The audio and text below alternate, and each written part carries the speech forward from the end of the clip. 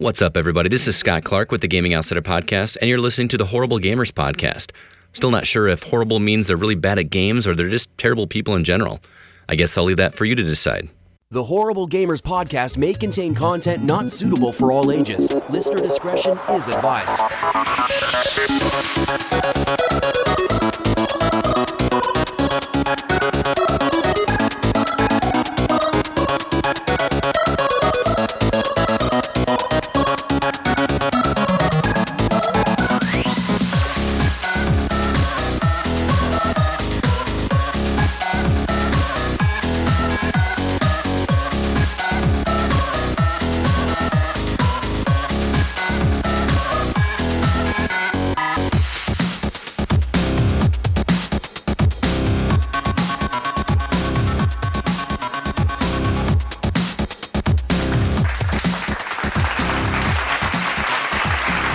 Welcome, ladies and gentlemen, to Horrible Gamers Podcast, episode 133, being recorded on January 28th, 2017. Yeah. Guys, you know who I am. Or girls. I can't assume your gender. I am Jesus. I am the Jesus walks a lot. But I'm joined by my favorite co-host, Ryan Gibson. Welcome, Ryan. Hey, what's going on, everyone? Yeah, I missed you, Ryan. Canadian, I missed you. I miss you too. No, you didn't. Stop lying. And I'm also joined by my favorite West Coaster, Gunny Chief. Welcome, Gunny. Woo! What's up, guys? What's up? Yeah, ready to get this started. And from good old Michigan, Eric Smith. Welcome back, Eric. What's up? So, you catch me outside. How about now? oh, man. Well, catch me outside. How about that? Guys, welcome to the Horrible Gamers. If you don't know, well, now you know that we are a show that talks about whatever we want to talk about, and sometimes video games. So, like it last week, didn't it? so let's do it. Let's do it, guys. Real quick, if you want to follow us on Twitter, you go to the Twitter machines, you go to @_horriblegamers, and you will find us. You click follow, you like our shit, you share it, you retweet, whatever you do on. What do you do on Twitter? I don't know. Also, join our Facebook group at Horrible Gamers Community over at Facebook. Just search for the group, you find it, you join it, we accept it. It's a closed group, so everything you post on there is not visible by your girlfriend or whoever the fuck you'd want it to see. And, yeah, but let's get to it, guys. This week, we all played games. I played games, you play games, we all play games. That's why we're here. But guys, I played Resident Evil 7. Ooh, scary. Ooh. And what did you think, Jesus? Dun, dun, dun. Give us your thoughts on it. Dun, dun, dun. Give Guys, us a second opinion. Do you feel the same as I did? I liked it. I thought it was a good game. I didn't finish it, but I didn't finish it because there was something that happened in the game. It was too long of a horror movie for me to finish. Because that's basically what this game is. It's basically you're playing like a character in a horror film. Think about like a scary movie being filmed. You're like the main character, dude, who's being, I guess, followed or tortured or scared or whatever the fuck's happening to you in the house. Well, you're after your girlfriend because she's been gone for 3 years and you've gotten a message from her. Yeah, she basically sends you like a Skype message after 3 years. Yeah. I don't know if I would want to go pick her up after 3 years. I'd be like, I moved on. I moved on with my life. I'm over her. I'm seeing someone else right now. Screw that bitch. I don't know if I really need you right now. I'm seeing someone else. That's the first thing that I was thinking to myself when I was like, that's his girlfriend. That's not his wife. Or like, somebody like that is like, no, it's my girlfriend. Like, it's like, dude, move on, man. It's been 3 years. Shit.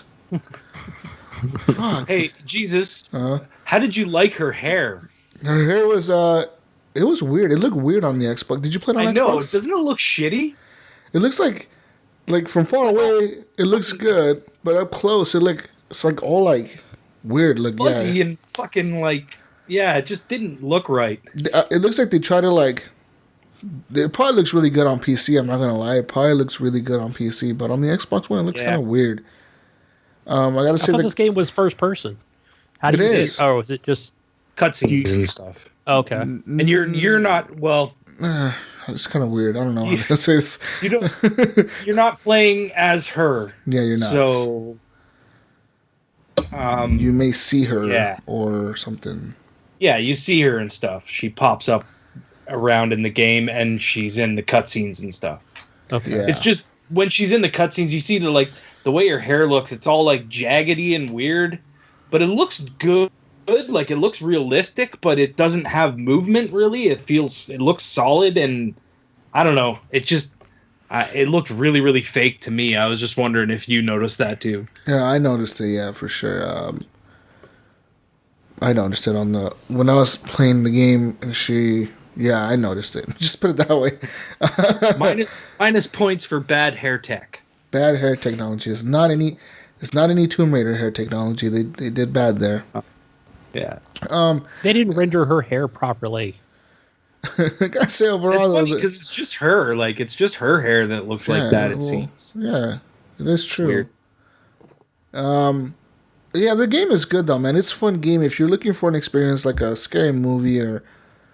Basically, the way I put it in the group, I posted a post in the group that said like, I feel like I'm in the Devil's Rejects or something. Yep. Like Rob in a Rob Zombie movie.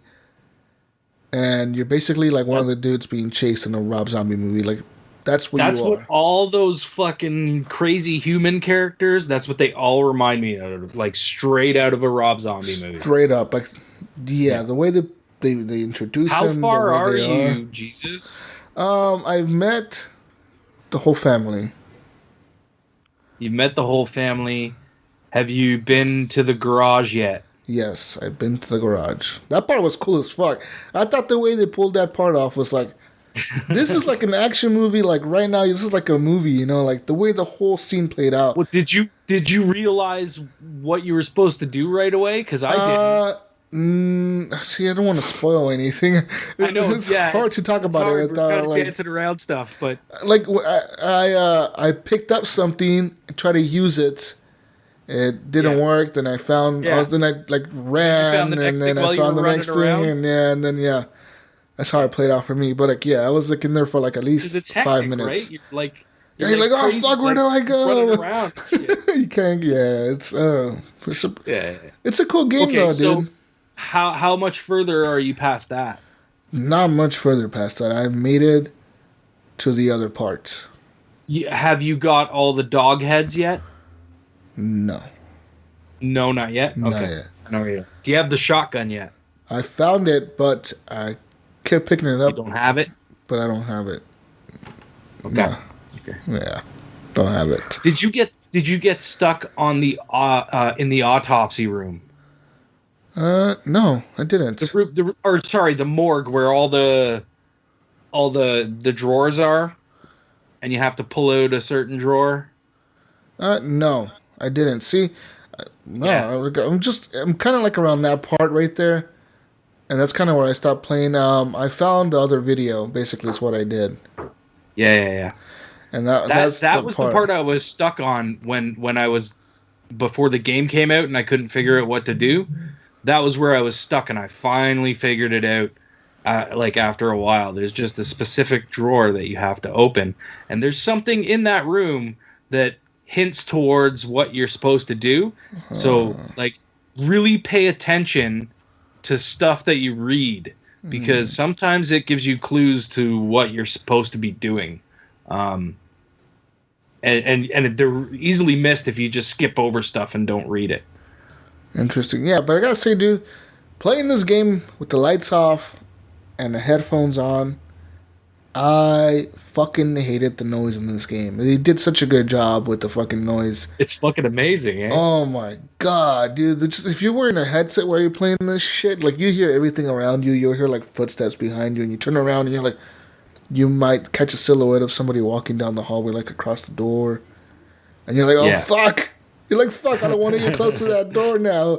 But you know you have to go that way, so you're like, fuck, I have to go down there. Fuck, okay, so like you slowly start walking that way. It feels like you're very vulnerable the whole time you're playing this game. It's like nowhere is safe. Literally. Yeah. You don't feel safe anywhere. I got a question you're for you supposed guys. to feel safe. It's crazy. Listen to another podcast this week. They were talking about. I think they said it's coming out on the PSVR or it's already out. It is out, No, it's actually. about PSVR. Okay. Yeah, and they were talking about how they feel like this game was. I mean, how you can tell it was made for VR. Yeah. As well. Is that something you could tell, Ryan and Jesus as well? I mean, it still feels like a first-person game, but Yeah. it's like I could see that it was made for VR because it's a complete first-person experience. And some of the scares and some of the Yeah, really very gory moments in VR would just be like, holy, Yeah, just fuck even this. more intense, you Yeah. know? Pretty much. Yeah, that sounds cool doing it in VR. Playing it. I mean, that's the only game that's even like remotely tempted me to think about VR, but it's Yeah, not gonna pretty happen. much. I've been seeing around the news that not a lot of people are playing this game on VR, but the people that No. are playing it on VR are really enjoying it. Basically, they're really having a blast with it, and it's pretty much the best game for VR right now. If you have a PlayStation VR, Oculus, or the Vive, I think it came out on the Vive, didn't it? I have no idea. I know it came out for PSVR. That's for sure. Yeah. It's like the big one. I remember they kept talking about it. But yeah, I recommend this game, guys. I don't know if you should pay $60 for it, though. I did not pay $60 for it. I rented it. It's not something I usually do. And I thought about buying it on Amazon for like $40 or something with Amazon Prime discount. But I was like, I don't know if I really want to spend $40 on this game. You know, because it's the type of game, like mini single-player games, where you're going to play through it once, and you're probably not going to want to play it again. Yeah. You know, like, Yeah. you're going to play it once, you're going to enjoy it, then you're going to be like, nah, I don't want to play this again. And There could be some DLC down the line or whatever. And they do plan but- some. They do have a Yeah. season pass for the game, and it's been confirmed that they have, I think, 3 DLC packs coming that are like continuing the story or something with the story. Add more story, or maybe do the different story of different people to the house. I don't know. Yeah. So we'll see what happens with that, guys. But besides that, really, I played Resident Evil, which is a good game. I also played some more Rainbow Six Siege, of course. There's no surprise there. But I bought another game, guys, this week. I bought the Kerbal Space Program because it's on sale for Xbox. Oh, I saw Live you members. playing that. Yeah. Last time I played this game was maybe 4 years ago or 3 years ago on a PC, man, and I had so much fun with it. I got to say, on the controller, it is fucking hard. Yeah. It is definitely a PC game. That's fucking noticeable. Like, right? You're like, fuck, all this shit they try to cram into the controller. You're like, fucking A. But I've been enjoying that. I haven't done any successful flights to space yet. They all fail miserably. But there's a campaign mode. There's also like a sandbox mode where they basically unlock everything for you until you build whatever you want to build and just see how far you can get or whatever. Yeah. Basically, if you've never played Kerbal Space Program, it is like you're NASA, basically, and you can just build a rocket, Sort of, yeah. and just send shit to space, and you can like fly to the moon. I think you can make it all the way to the sun and other fucking planets, right? Like you can make it pretty far in that game, and you can actually like have your little astronaut people land on the moon and take samples and shit, and like you can do all that. This game has it all if you're really like, but it's really like simulation heavy. Yeah. Oh, it's really simulation heavy. Like if one little thing is off You on sort your of rocket, have to be an engineer to play this game. yeah, you really do. You have to know Like an something. amateur engineer. Yeah, you're gonna have to know something about like fucking balancing the fucking rocket when it's taking off, or you know, adding certain weight or how weight will affect the flight patterns and all this shit. And yeah, basically you have to be like an engineer, like Ryan said, because like a lot of my flights have been miserably fucking failing. If I was NASA, I'd be broke because I would have no money from all my failures. Or SpaceX. I've never seen. I know I've heard of the game. I've seen it on. I believe it's a. It's on Is Steam. it still a? It's a what is that? The games in preview or whatever, or is it a completed game? No, it's a full game. That's a full game, yeah. 'Cause Okay, I've seen it on Steam too, but I've never seen gameplay of it. yeah, you can find it on YouTube. I found there's plenty of gameplay on YouTube of this game. Lots of people play it, and like I said, most of people just play it to have fun, like basically build whatever they want to build. Add a bunch of boosters and shit to a rocket, like make a rocket like 50,000 feet long and see how long it could fly for. Basically, that's all it is. This game is just that, like just building shit. So get it on Xbox Live Gold if you want to. It's I believe $23 right now on sale, but I had like some money on the account that I've had from before, so I just used that. But yeah, it's usually $40 on Xbox, which is quite a bit of money. So if you could get it on Steam, it'd probably be way cheaper for you. It's $39 on Steam right now. This game used to be like $20 3 years ago when I last played it. It was like $15 or $20. I don't know. It must have been like on a preview or something back in. Well, the it was day. like probably early access at one time. Yeah, it was in early access back then. Ah, so no wonder now it's. Oh, there is a demo. I'll go ahead and download it. Yeah, download the demo, and if you play it on PC, you'll probably be able to enjoy it more and understand it more. And it's because, like I said, there's a lot of things you have to be adjusting and moving when you're flying the damn rockets and shit. But the other game that I played this week, guys, is a beta, it is a beta. For Honor, the beta came out this weekend, guys, and fuck, that game is so much fun. I'm having a lot of fun with it. I don't know about you guys. Have we all played it? I think we have. I played it. Thanks to Jesus. Oh, Eric, for you sending didn't play me it? No, I didn't get signed up for it. So I thought Jesus. none of you guys are sending me a code. No, I told him to add me. Code. I told him to add me on the Ubisoft Club. Yeah, I forgot to do that. Yeah, see, then how the fuck you expect me to send you a code, Eric? You can't get a code unless you're friends on Ubisoft on the Ubisoft. Yeah, you basically have to. Yeah, It's okay. Be my friend. No big deal. You're always looking for friends. Come on, Yeah, man. I'm gonna be your friend. I'll be your friend. Guys, I play this game. This game is a ton of fun. I don't know if you guys have been liking it or not, but I'm fucking loving For Honor. It is. I'm sold on the game. I am completely sold on it, and I'm gonna buy it day one, February 14th, when it comes out. It comes out on Valentine's Day? Valentine's Day. I'm gonna be on a date with For Honor on Valentine's Day, guys. I'm not playing, man. This game. You should stream it. Think about Rise, Son of Rome, On steroids. with samurais, Vikings, and knights, and way harder to fight. You don't just press fucking yellow buttons and blue buttons and red buttons and hold the trigger. No, it's way harder. You gotta like counter your enemies fucking the way they strike, see the way they're standing, and you can't block it. If you're a certain class, it doesn't block you. You can't hold your stance. You can block, but you have to basically do the block as soon as they're swinging the sword, and that's the only way you're able to block with that class. If you're just standing there in front of them, you can't like hold the stance. Basically, like it's like a fast class, and that's the class that I use. Which class is that? Is that that's not the samurai, is it?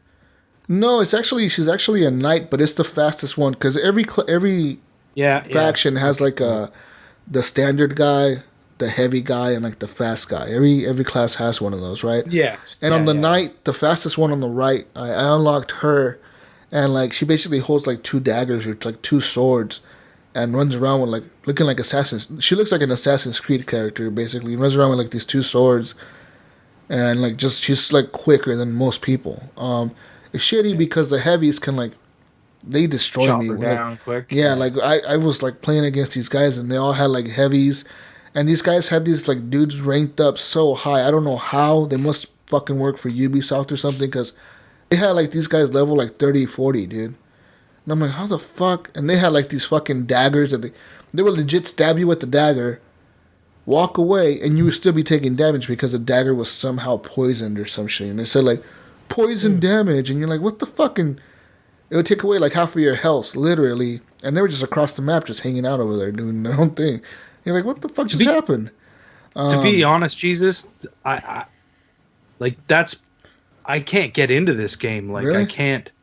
Yeah, it's just not pulling me in. I've played it few times, and then I started playing just against the AI to see if I could get a little better at it, and I was just like, it's not working for me, man. Like the control layout is not. I don't know. I just can't get it. Yeah, the control layout keep is getting destroyed. It's very it's not very. You got to get used to it. It doesn't make sense right away. Basically, at least not me. Yeah, basically, right bumper is light attacks, right trigger is heavy attacks. Mm-hmm. To lock onto a target, like to lock onto one of the enemy players, you hold down the left trigger. Left trigger. Yeah. And then your stance, you change the stance. Like basically, if you want to strike high, you hold up on the thumbstick on the left thumbstick. Up on the right stick, yeah. If you want to strike, if you want to like strike low right, you have to move it to the low right. If you want to strike lower left, you move it to the lower left. And then if you want to block, you have to just be holding LT and move the thumbstick in that certain direction. Well, you have to be holding left trigger to block as well, to block and attack at the same time, right? Like yeah. Because you can't block and attack. So if you let go of left trigger, then you're moving the camera, and that always happens to me. Like I forget to hold the trigger, and I'll go to block or something like that, and the camera goes all wonky, and then I'm dead, and I'm like, oh Jesus. So I started playing against AI. The AI is good though, dude. They were still kicking my ass. The AI is actually better than the enemy players. I'm not kidding. There was a match where one duels and they were just running up and destroying me. I was playing the 4v4. That's literally like the only mode I've played. I know what the other ones are because I tried them when I was in the alpha. But this is the same modes basically. But I've been doing the 4v4 called Dominion or I think it's called Dominion. It's basically domination. That's the one where you have the minions that move up and you have to and you have to like help them capture zones. Yeah. I've been playing that mode, and like I said, there was a match where literally my team quit, but then the other team quit, so it was just me by myself playing with a bunch of AI. And their fucking AI is good. Like, I don't know what the fuck they program into these motherfuckers, but they like all gained up on me. Every single time I was fighting one of them, backup would come out of nowhere and like just fucking destroy me. In this game, if it's 1 against 2, you're fucked. 90% of the time you're gonna die. There's like a rare chance that you will pull some fucking Hercules shit and like kill everybody around you. That's a rare occasion. And I have done that before. Like I said, I told you guys yesterday, there's a match that I was playing. I killed 11 people in a row without dying. I was just fucking in the middle of the battlefield, just taking everybody out. And they kept respawning and they kept running at me and they kept going after me only because I was the one killing them. And I just fucking somehow I was just like in the zone. I somehow got the hang of it. Like my mind clicked with the controller, and I was one with the controller, and I killed everybody. And then, I feel like that hasn't happened for me yet. And then they all ganged up on me, and like all four of them came at me at once, and I didn't stand a chance. They were stabbing me in the back. I felt like fucking like Jon Snow in Game of Thrones when he was being backstabbed by everybody, literally, because like everybody just came at me at once and started stabbing me, and fucking one of them chopped my head off.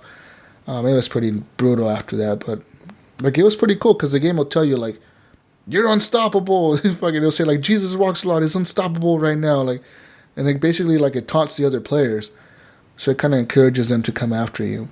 What mode was that? Like some kind of skirmish or something? That was just domination. It's Dominion. Or Dominion, one of the two. One of the two, yeah. The one-on-one mode feels like. Do you remember that old PlayStation game, Bushido Blade? Yeah. That's what the one-on-one felt like to me. Like when you were doing like a one-on-one versus match. Yeah, and those matches are pretty cool. I like the 2v2 as well because like it's always fun to kill the person that you were fighting and then like just stand there as you watch your buddy fight the other person. You don't want to really help him, so you just stand there and like cheer him on. Basically is what I do. I mean, when I watch other people, like I killed my person, or they killed their person, they'll just stand there and watch me fight this dude, and if I die, then they get to fight him. Yeah. Especially like the unspoken rule of that game. Yeah, so I fired this up. And I played the 2v2, but I got to hand it to Ubisoft for this game because they did a great job, especially on the demo, I think. telling you where to go and how all the controls work. And they even let you go and do it as many times as you want before you continue on to the next thing. Yeah, they do it in the Where you can just tutorial. hold that. Yeah, the tutorial. I thought they did a really good job on that. Basically, They did an tell you- alright job. Yeah. They tell you like keep practicing until you get it. Because I think then you just hold they B down. understand. That was cool. Yeah, I think they understand that the controls are not need- easy. You need to get used to it. Yeah. And I thought it was pretty easy with, of course, it's the AI. It's just the tutorial. And yeah, but once I got into that 2v2 match, I just got my ass handed to me. Yeah. So here's the thing I didn't understand is I didn't know where my teammate was. And I assumed we were fighting against two real people. Is that how that works? Or were you fighting against AI? Depends. It game was set up for play against player or against AI. Yeah. Because I ran up to the other. Well, somebody ran up to me, and then it was like they just fell on the ground and died. I'm like, what? What the hell's going on? Maybe they quit the match. I'm not even sure. I didn't even hit them. And I think it's always like a best out of 5 when you're doing the 2v2. Or probably same with the other modes. Yep, same with the 1v1, but not the 4v4. The 4v4 is you're trying to take over, capture points, and you want to move your minion army forward. So each time you move them forward, they're there, unless you get pushed back by the other army, right? Okay. And to win in the Dominion mode, every single match ends this way, no matter what. Even if you're up all the way, the team can still beat you if it goes into sudden death. And sudden death means, like, let's say your team is losing really bad, then you will go into sudden death, and it'll show, like, your 4 players on your team on the screen. It'll show their faces, and it'll basically tell the other team, like, execute them. So basically it tells them, like, you have to kill all 4 of them to win the match right now. But if you manage to survive the sudden death or whatever, and you're able to capture points again, like you say, you go and you capture A and you capture C real quick, and then you capture B really fast, or you capture at least 2 points, you're able to rally back, and you'll get like more minions to come out on the field, and they'll actually like start winning out again, and it'll say like, oh, the enemy has now rallied, and then they could turn the tide against the other team, and now the other team is in sudden death. So basically, every domination match or whatever, Dominion, I think it's called Dominion, I keep calling it domination because it's basically that game mode. Every Dominion match basically ends in sudden death. Like, you have to kill all the enemy players. And once you kill them, they're done. Like, the match is over. Yeah. It's a good game, man. I like it. Need to all get on together and play it, I think. Yeah, I didn't care for it. It wasn't. Yeah, a lot of people are not going to care for it. I don't know. I just found the combat, like the one-on-one, was like, yeah, okay. It was, again, that was just for me playing in the tutorial. Yeah. And that was okay because it just felt like I was holding down the left trigger the whole time, just to stay locked onto that person. And then again, move the left stick or whatever it is, the right stick to block and counterattack, or pressing A to get it out of the way of the strike. But yeah, when I was in that 2v2 match, so when I went up to the other player, I swear it was like my other teammate came up and attacked me from behind. And I was like, what the hell? I was like, I think they're, like... There is friendly fire. Like, say I'm fighting some dude and, like, Gunny's like, I'm gonna go help you, Jesus, and you run up behind me and you start swinging your fucking sword at me, and you hit me, you're gonna damage me. Because I looked, I turned around and looked at him like, what the fuck are you doing? Like, and the best strategy, just standing there like, ha ha ha. The best strategy to fight like 2 versus 1 is to like get behind the person, like have your buddy be fighting him in front of him, and you get behind him on his back and start stabbing him in the back, and that's the best way to beat somebody, because you don't want to hit each other. You know what I mean? I need to play it more because, yeah, like I said, I'm like, I swear my teammate just did damage on me. But go ahead. Yeah. But I was playing I'm playing as a knight, but I still didn't last that long. It felt like it only took me maybe 10 seconds for them to kill me. Yeah, the heavier class, the one that can take the most damage, I think, is the heavies. Every heavy, so like the samurai heavy, the Viking heavy, they're the big dudes. They'll carry, like, I think the Viking carries like a warhammer. the knight carries like a big ass like mace, and then the samurai carries like a big ass samurai sword, or two of them even, I think. Yeah, so I'm playing as a knight with the sword. Yeah, and it's all suited to your playstyle, whatever you want to play. It doesn't affect. In the beginning of the game, when you do select the faction, though, because it'll tell you like which faction do you want to fight for, and it'll show like the Vikings, and it'll kind of give like a description about them, or the samurais, or the knights. So when you join those, in the alpha they didn't have this, but in the beta they do. Where now there's like a faction war. So overall. When you zoom out in like the main menu, you'll see like a big map, right? And it'll show like the green samurai area, the yellow knight area, and the red Viking area.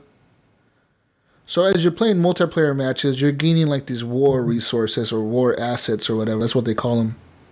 You can actually deploy your war assets to defend your territories. Like if you're a Viking, like I picked the Vikings, you can pick them to defend your like borders of your land. And you get, it's like basically sending backup to your like armies over there. Or you can set them to attack a certain area, and they'll help push that attack. And whoever has the most resources, say the samurais don't have enough resources and the Vikings put more there, the Vikings will win that area when the turn ends. And the turns go like every 7 hours or something like that, right? And people may think like, oh, this is stupid. Like it doesn't affect the game. It doesn't do anything. Like it doesn't really, right? But what it does is like... I was reading into this. What it does is it changes the multiplayer maps. So as like, let's say like you play on a certain map that's like a bridge, right? And say the Vikings held that bridge 7 hours ago. Now the samurais took it over. Now all the flags and the banners you see on the bridge as you're fighting, as you start the matches in there, that'll be the samurai colors. It'll be all the samurai banisters and their like their logos basically everywhere. And let's say if the knights go in there and they take that over the next turn, you'll see all the knights fucking banners everywhere, and you'll see like all the like the samurai ones destroyed and shit on the side. You know, like it's basically cosmetic changes that they're doing to all the maps as the faction goes on. Like, and yeah, apparently as it goes on, like the seasons are gonna end, and then all of a sudden that'll be the way the game is, and then the next season will start, and it'll start to change again. So the game's supposed to evolve as you play it. That's cool. Depending on who wins what, right? Yeah, so basically you got to pick... Kind of an interesting concept. It kind of reminds me a lot of that game. I don't know if you guys remember this game. It was on PlayStation 3 called Mag. Mm-hmm. See, Mag had like the same concept. That you picked the faction, and as you fought matches, you won like territory for your faction or like points or whatever for your... Same concept. Same exact I forgot thing. that game was like that. Yeah. But yeah, like, they include XP points into this as well for each thing you do. They do. So like say, and then at the end of each season, let's say the Vikings, because it'll tell you on there like which like faction holds the most land. So it seems to me that the most popular one to join is the Vikings and the samurai, because it seems like the Vikings are just a bunch of pussies in the yellow color. Or like they're not winning a lot of territory. They're defending their territory, but they're not gaining any territory. And the Vikings seem to be the ones fighting the samurais the most. So it seems like the Viking is like the one that's winning at the moment. But you never know. As more people join, as more people play, they might join the other factions. But just something to keep in mind. Like say if you want to join your friend's faction or whatever, like it doesn't really change much because you can play whoever you want during the matches. It's not like if you pick the samurais, you can only play as samurai characters during the game. Nope, you play as whoever you want. Also, this game has a lot of customization, like Rise does, or like the helmets, the armor, the fucking the pads, the different colors. You can customize your pads, your boots, your flag, all that shit, your emblems, your shield. So yeah, check it out, guys. Yeah. I really like this game. I don't know if you could tell, but I really, really am liking it. I don't know. I don't see myself playing a lot of multiplayer. I know if when they come out with the single player story, They won't. and it's... I don't think they will. This game seems to me like a multiplayer only game, and the story is like Ryan said, you're fighting for your faction, and your faction is gaining land and losing land, and that's the story. Basically, the goal is for your faction to own the whole map at the end of the season, and then at the end of the season, whichever, like I said, the Vikings hold the most land, or whatever, or they took over the most land, they'll get a bunch of, like, all the people that are in that faction will get a bunch of extra XP for their character and, like, new equipment and shit for the land that they Jesus. I'm pretty sure that there is a campaign in this game. Is there? I don't know, man. Pretty sure there is. I don't see anything on the main menu that says campaign or anything like that. It's just like the Rainbow Six menu. When I was at Fan Expo, I asked that question to the Ubisoft guys, and they told me that there was a single-player campaign. But do you guys think they'll announce new factions so you don't have the same 3? I would think so. Maybe in the future they'll add a new one. I don't know, Yeah. but it'd be kind of weird. maybe a faction dies out every season. Who knows? Yeah, get a new faction every season. I wonder they would One keep the faction 3. dies off and another faction comes in. Well, I don't think wonder, you should kill them off. I think you should keep them. Just add more because Yeah. playing as the same 3 is gonna get boring and repetitive. I could see them adding 2 or 3 more with DLC. maybe. Yeah, because I guess the whole point, like, if you watch the opening cutscene, was like something happened and the apocalypse happened or some shit, and basically God destroyed the earth or whatever, and now these 3 surviving peoples, which was like the samurais, the knights, and the Vikings, were the 3 surviving people of the world. They all found like one place to find refuge to get water or resources, and then in the end, at first they lived in peace, and then they started fighting each other when they became too big because they didn't have enough resources. Basically, that's the whole point of the game. You're fucking fighting because you hate each other. But yeah, I mean, if it does have a single player campaign, I hope that it's good enough. Man, yeah, it'll probably be really good. It'll probably be like a Rise campaign. Yeah, that'll be cool. I'd play it. I would pick it up then. But I don't know if I just don't see myself driving into multiplayer right away. I really enjoyed the Rise multiplayer, though. I'm one of those people that I really genuinely enjoyed the Rise multiplayer. So, I don't know. I like swords and shit, so maybe that's why I like this game. I just pulled up an article. For Honor has a full single-player campaign. Wow. Full. Nice. It'll be 4 hours. No, be Ubisoft more than doesn't that. want to get the impression For Honor single player. Okay, yes, it does have a full campaign. That's cool. I wonder, would it be cool if they did 3 campaigns, 3 different ones? Like one for the samurai, one for the Vikings, and one for the knights? That'd be Start kinda off cool. that way. I think that's what they're doing. That'd be I cool think as that's fuck. If they did that. That's what Choose they your made it faction. sound like at like E3. Huh. Choose your clan. You can fight as all 3 Pick of them up in the your campaign. arms. Go to battle. Yeah, man, but check it out if you're in the beta app. I think this is the last beta, right? Because like I said, it comes out next month, in 16 days. March. Something. Okay, so the campaign, it says it's a full story campaign, a cinematic adventure where you will play as the knights first, as the warden, then you play as the raider, then you play as the Orochi, creative director. Okay, some guy told GameSpot from Ubisoft. So Interesting. you'll play all through 3 different regions, each of their homelands. You'll go on this great adventure. Yeah. So there is a campaign. Yeah. fuck Nice. yeah. I'll play it. But besides that, guys, I haven't played much else. Tell me, what else have you been playing, Gunny, besides For Honor? Oh gosh, a lot more. I always got to start off with my Rainbow Six Siege, which is me and Eric and who else was there? Eric, Big Red. Jedi of Light and Big Yeah. Red 150. Yeah, It's we a played a lot. normal weekly thing we do every Friday night at 9:30. So I was there too, guys. And and Ryan, Ryan, I thought you said Ryan. My Forget bad. the you were Canadian so quiet guys. in there. That was so nice to get off Friday early and play with you guys. That was fun. And yeah, I played that all week. Played Battlefield 1 with Brunswick 33 and Gereno 85 from this Xbox Live. Played that today. That was cool. But trying to get into a freaking match with all 5 of us, that was rough. Yeah. Trying to find a match. It's like they need a like a lobby because it's like, did everybody get the invite? Okay, it's like, no, we didn't get it, but finally we get in there and played some. I think we just played Versus and Conquest, so that was cool.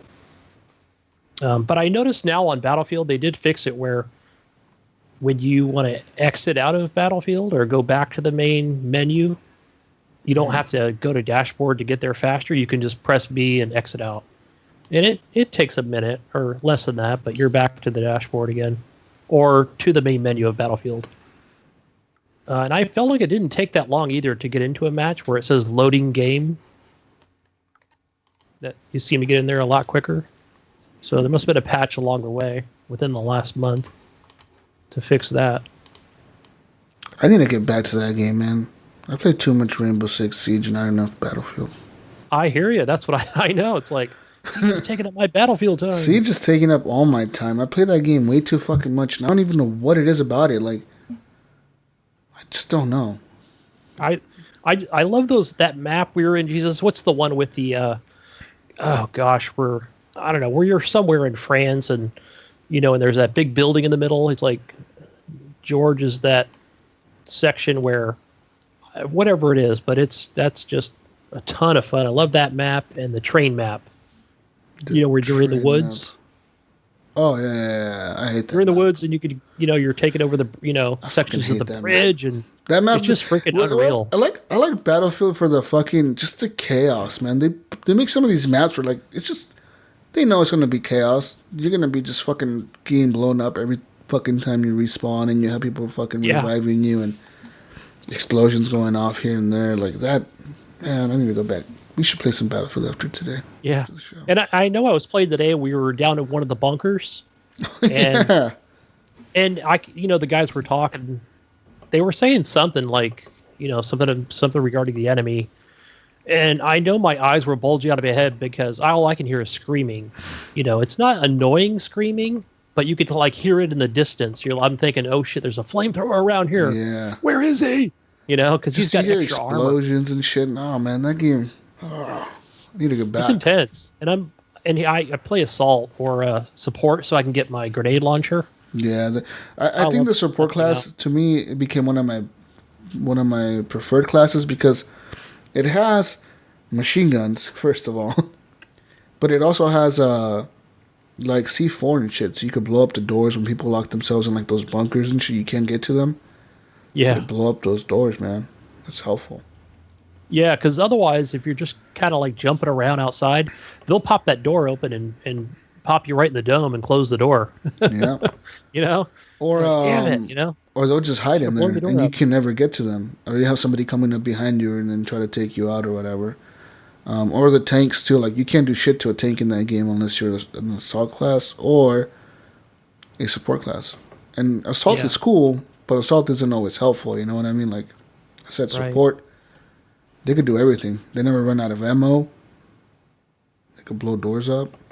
Yeah, I love those anti-tank grenades too. I'm just throwing them at players, man. The enemy. Take some of these, whatever building they're in. I love running up to the armored train. When every time somebody gets an armored train, I'll run up to it as a support class, and I'll run up behind it, not to the front of the train, but to the back of it, and I'll just be sticking that C4 on it.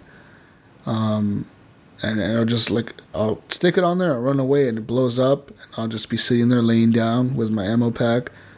I'll refill, then I'll run to it, I'll put another one on there, and I'll run back, and I just keep doing that, and they'll get so pissed, because they're like, what the fuck? I remember that day you were like, come up behind me, lay down, just keep giving me ammo. I'm like, okay, here you go. I'm just supplying you with ammo the whole time. Yeah. Oh, man, Battlefield is so good. Yeah, I'm thinking about it now. We got to play some more. And that played some For Honor. We talked about that. And I did buy Hitman on PC. That was $25. I think I picked up on CD keys for the entire season. Damn, that's so cheap. And I paid so much money for that. I'm still on that second mission. It comes through that short tutorial. Yeah, and so the second one is right. You did the one with the boat, like in the wooden boat, the fake boat. I don't remember that one.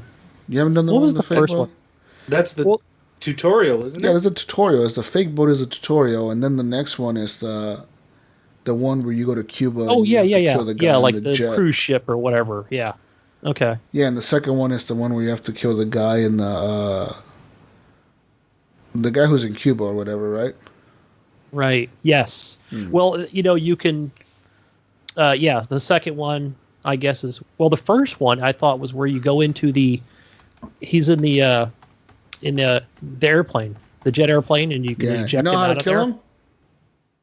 I just ejected him out. Yeah, that's what I did. Fuck yeah, fuck that guy. I thought kidding? when I had him ejected out, I thought, okay, they're going to spot me, but they were just like all standing around, like, standing oh, okay, around. There was an accident. Status quo. Our leader just died. Let's all walk around like we don't know what's happening. Someone I just like how they ejected a fucking plane, and everybody just walks around like nothing happened. Like, oh, what happened? Yeah, But the if you stick around, Gunny, the dude comes back down and he's still strapped to the chair. Oh, okay. Because I just walked over. I was like, well, I guess he went in outer space because it doesn't show him coming back. No, he comes back. So I thought, I guess my job is done here. I'm going to go finish, I'm going to walk over and hit the thing that ends the match. No, he comes back down, but then he like crashes down and like everybody goes and like that's when they start looking for you. When he comes back down, you're like, oh, what the fuck? And then you become suspicious. So yeah, I don't know how I feel about this system where, you know how it gives you different options. Like you can, hey, if you walk over here and you hear this conversation, is that the route you want to go? Do you want to follow the this? tip system? The tips. Yeah. You don't like it? I don't know how I feel about that because it's. Why? I mean, I guess I feel like it's a tutorial in some ways where it's like, okay, you want to follow this. Okay, press that left button on your Xbox. The options menu or whatever it takes you into. Mm-hmm. And then, okay, then it's kind of a hand-holdy from that point on. It really is. You don't have to do it. I know you can just like say, no, I don't want to continue following down this path. But I'm it's go so my own way. helpful. Yeah. Like, I mean, just telling you, get honestly, this guard. some of these you can maps, get any guard. Yeah, some of these maps, though, they're so elaborate and there's so many people that can see you that if you don't follow the tips, you're going to have such a hard time to even get close to your target. For example, I don't know, I think this is like the next map you're going to, no, this is, so you did the Cuba map, I'm right? like I said, I'm in the second act or the second mission where You're in Paris. I'm at that party. I'm in Paris. You're at the fashion thing. Yeah, the fashion show. Okay, yeah, the fashion show. See, that one's not hard. That one's easy. You kill Helmut Kruger and you become Helmut Kruger, and basically you can do whatever you want on that map. You can go anywhere, do anything, walk around the whole map. There's no restricted area to you. So as long as you're Helmut Kruger. Who's Helmut Kruger? Is he the first one I have to kill? Yeah, he's one of the guys you have to kill. I think, yeah. So then you have to kill the woman next, right? Or vice versa. You can do it however you want, but the best way to go about on that map is to get Helmut Kruger, kill him while he's talking on his cell phone in the back of the garden, while the guard's not looking. Take over his fucking thing, go back into like the makeup room, have him do your makeup, and then from there you can do whatever you want. You can go do the catwalk, you can go upstairs, you can go downstairs, you can go into the kitchen, you can go anywhere in the whole map. Because I noticed when I got on the catwalk, I wanted to dance with the ladies, but they were like, "Get off or die." Basically, you have to get on there with dressed as Helmut Kruger. You do the makeup, and then they'll be like, "Oh, hey Kruger, you're up next." And then you go up there and you like line up, and they're like, "Okay, go," and then like you walk out there and you do like a few poses, and people take pictures, and you walk out. That sounds cool. I think I might go that route. There's a lot of cool stuff in this game. I haven't made it that far. And that is a big map. Do you think that map is big? Wait till you get to, like I said, the embassy map. That map is the hardest one. Like, legitly the hardest map out of all of them is the embassy one, I think, because first of all, you start off in like this like downtown, like, I don't know what, some fucking city, I don't know, in the Middle East somewhere, and there's a bunch of people in these markets, and like there's people trying to sell you shit. There's CIA agents in there. There's fucking cops everywhere. There's a protest at the embassy going on.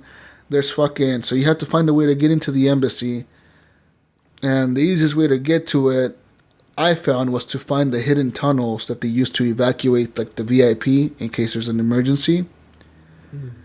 And basically what I did is I went into those tunnels. I took out all the guards because there's like at least like 8 guards or 6 guards in the tunnels. I took them all out and I was dressed as one of the guards. I set up C4, like one of the staircases, and I basically went upstairs and I shot. I think I triggered a fire alarm or something, and they like, oh, we need to evacuate the VIP. So they started evacuating him, and like the game will tell you like, oh, they're starting to evacuate their VIP or whatever. And basically, as they were coming down the stairs, because he comes down with like at least 10 bodyguards. So he's like the fucking president or something. Basically, he's being protected by like 10 dudes. They're all coming down there. They're running. And basically, I waited for them to reach the staircase, and I blew them all up. I was like, I'm not going to take a chance, dude. So I blew them all up. But then after you kill that dude, you have to go and kill like this prisoner or this guy who's being interrogated. You have to kill him. And that's like nearly impossible. It's impossible to get to him, like almost, because he's like inside a military camp. There's a bunch of dudes doing a bunch of military drills around him, and he's being interrogated by like this general, and this general can recognize all his soldiers, and so you can't like disguise yourself as one of his soldiers and walk past him because he'll recognize you. It's so fucking hard. There's some really hard maps, dude. You need those tips. Yeah, I like how they have it spaced out with each map where. It's like if you're a ship worker, you're going to be noticed by a ship worker, or if you're disguised as a police officer. Yeah, like the captain will recognize you if you're dressed as a cop, or like if you're one of his bodyguards, maybe your target will actually recognize you because he knows what his personal bodyguard looks like. You know what I mean? Yeah. So stuff like that. I mean, well, I shouldn't say you will be recognized. You might be. You might be. If you jog past him, I notice, like, okay, they're just going to kind of get a glimpse of you, but it's not going to go completely red. Once they notice you, though, they won't even attack you right away. They'll just get suspicious. It'll say, like, suspicious, and they'll start following you. They'll be like, hey, you, what are you doing dressed like one of my guys? And then basically, if you jog away further, what I do in that situation is I'll run into a bathroom, I'll wait for the guy to follow me in the bathroom, and I shoot him in the head. That's the only way to get away. And then I'll wait for somebody to find his dead body. And then be suspicious everywhere. That game is so good, man. You gotta get creative. But it's nice with also, in each, I don't know about the restrooms, but there's each room and each place has a container where you can just stuff the body, to hide it out of the way. Because they will find the body. So many closets and cabinets in Hitman. Yeah, there's always a cabinet or something that looks like one of those like freezers, like one of those beer freezers. Well, there's so many freezers and cabinets and fucking Hitman, dude. They're everywhere. But you gotta get creative, dude. These maps are big and there's a lot of ways to get in, dude. Like, first thing you do is you'll go to the front door and you'll be like, okay, there's no way I'm gonna get in through here, but there's always a back door. There's always a tunnel or a back door or like some creative fucking way to get people in there. Like in the embassy one, I went to the tunnel and did all that, but I could just easily have like taken the camera guy's outfit and say that I was one of the reporters and go in there as a media crew and get an interview with the main target and then kill him in the interview. But in that map, I never even stepped into the embassy. I don't even know what the embassy looks like on the inside. I just saw it from like the outside. But you can literally go right into the embassy and say, "Oh, I'm part of the news crew or whatever," and then they'll let you interview him, and then you get really close to him. I feel like they brought the series back to its roots of. They definitely did. First couple Hitmans. It is my favorite Hitman out of all of them. Honestly, it used to be Blood Money because Blood Money was the best one, I thought, in my opinion. But this one is. Just they really nailed it with what Hitman is. A lot of people hate it because they're like, it's too hard, it's too complicated, and they made it too blah blah. I'm like, nah, dude, this is what Hitman is about. This is a good Hitman game. I thought Absolution was okay. That's the last one, right? Yeah, it was alright. And that felt more like a run and gun game though. Like it didn't feel like a Hitman. It wasn't open like this one is. This one you can do whatever. Like Absolution felt more. I really enjoyed the story on Absolution. That had a really. But it was story. like it was linear, right? Like it was very linear. Like It was very linear. A lot of those maps were really small. Mm-hmm. But then I think it was that last map where it had like these caves and different things, and it felt empty, really empty, in Absolution. Yeah, and this one, you'll be like in a big city. You'll be inside a hotel. You'll be surrounded by crowds of people. What's funny is you'll notice once you become Helmut Kruger, you'll notice in the other maps, some people might recognize you as Helmut Kruger. They think you're him. Mm-hmm. Like, oh my God, Helmut Kruger, let me get your autograph. It's like, what? It's like, I'm not Helmut Kruger. And oh my God, it's Helmut Kruger. They're trying to take pictures of you and shit. It's fucking funny, dude. Yeah, check it out. so Keep playing it, Gunny. I'm glad you got it, dude. Cheap. Yeah, too. it's good. I recommend it. Can't wait for season 2. Yeah, that's all I've been playing, guys. Yeah. I gotta say, Helmut Kruger is the best name. Yeah, it's a cool name. Helmut Helmut it is. Kruger. That's a villain's name. This is definitely a villain's name. What's my That's name? gonna be my porn name. Helmut Kruger. Helmut Kruger. The German porn star, yeah. I think he is a gay. He's a gay model in the game, dude. It's crazy. But Eric, tell me what you've been playing, dude. All right. Yeah. Not much, really. Clear your throat. Just been playing Rainbow Six Siege. Like Gunny said, played with Jedi of Light, Big Red, and Ryan and Gunny. Ran into a lot of server issues, and that was very frustrating. Yeah. Kept booting us out, and I actually tweeted at Ubisoft, and then they tweeted back at me. Not really. I'm kidding. They ignored it and didn't do anything. But it's in the notes for us to talk about. But Ubisoft, for all the issues that were happening this last weekend, are giving out 24-hour boost for the server issues. Really? For I think Siege? I think it's over though, because in the article it said it started on the 25th, and then the next day they were having server issues again on the 26th, and so I think it started on the 26th and went through the 27th and onto the whatever hour of the 28th. I tried playing Wednesday, and I did get kicked from a game or two. Like it said, like, "Oh, server unavailable. You're not allowed to do Ubisoft." It's like every time we play that game. Yeah, not for me, man.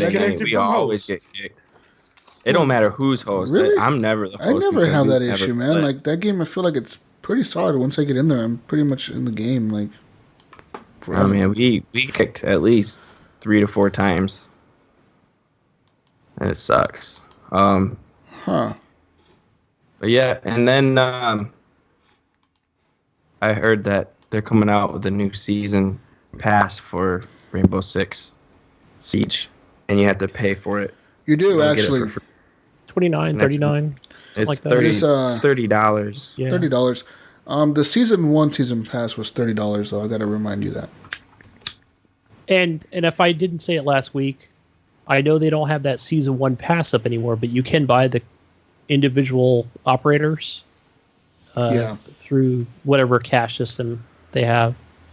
So, and I spoke to Clint, Vengeful Jedi. He did say he bought this season 2, but he doesn't believe he got the season 1 operators. That's shitty. Like I thought that the way they did that was fucked up. I don't know. That's not confirmed, but that's why I bought like 5 individual or 6 individual operators. See, from season 1. I don't know, man. Like that, I was playing with Vengeful Jedi, Vengeful, the other day, and I told him like, yeah, dude, you're supposed to get the season 1 guys. He's like, no, dude, you don't. He's like, it only tells you got the season 2 people coming, not the season 1 people. Maybe when that comes out, he'll get season 1. And it's just not unlocked yet. No, why wouldn't they just give them that? Right away? Just give it to them now. Doesn't make any sense. Makes no sense. Yeah. Right. I think that they're just fucking people over and saying like, no, you know what? You didn't pay for it. Now you got to pay for everything individually.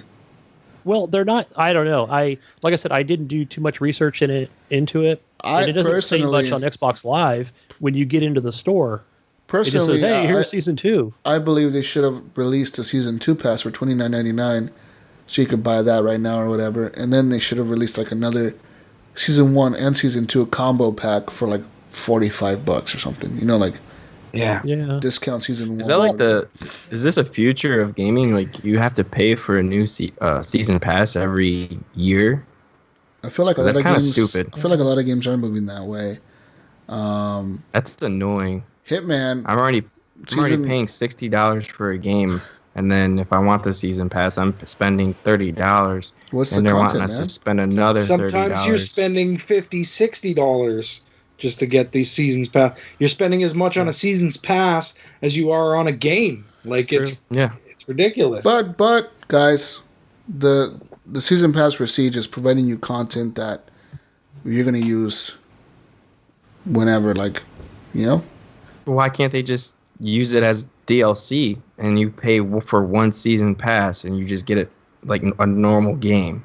Because the season Why do pass. I have to keep paying every year for a new season pass to get new content? Because they want your money, Eric. Well, they're I doing that. It's like understand that, Death Cause Note, it's the same Eric, thing. cause Eric, if I go to the store to buy, let's say I go to McDonald's to buy a fucking Big Mac combo, and I buy the combo, right? Like, I'm gonna get what they told me I'm gonna get, right? So they gave me that. If I want something else, I pay for that extra shit. Exactly what the season pass is. They tell you what you're gonna get. You pay for it. That's it. They gave people the 4 analogy packs. goes like this, Jesus. No, they gave people what they paid for. In the old days, you would get a burger and it would have all the toppings on it. Okay, yeah. These days, you have to pay for each of the toppings. You have to pay for the A la lettuce. carte. You have to pay for the tomato. You have to pay for the pickle. You have to pay for the ketchup. You have to pay for the fries.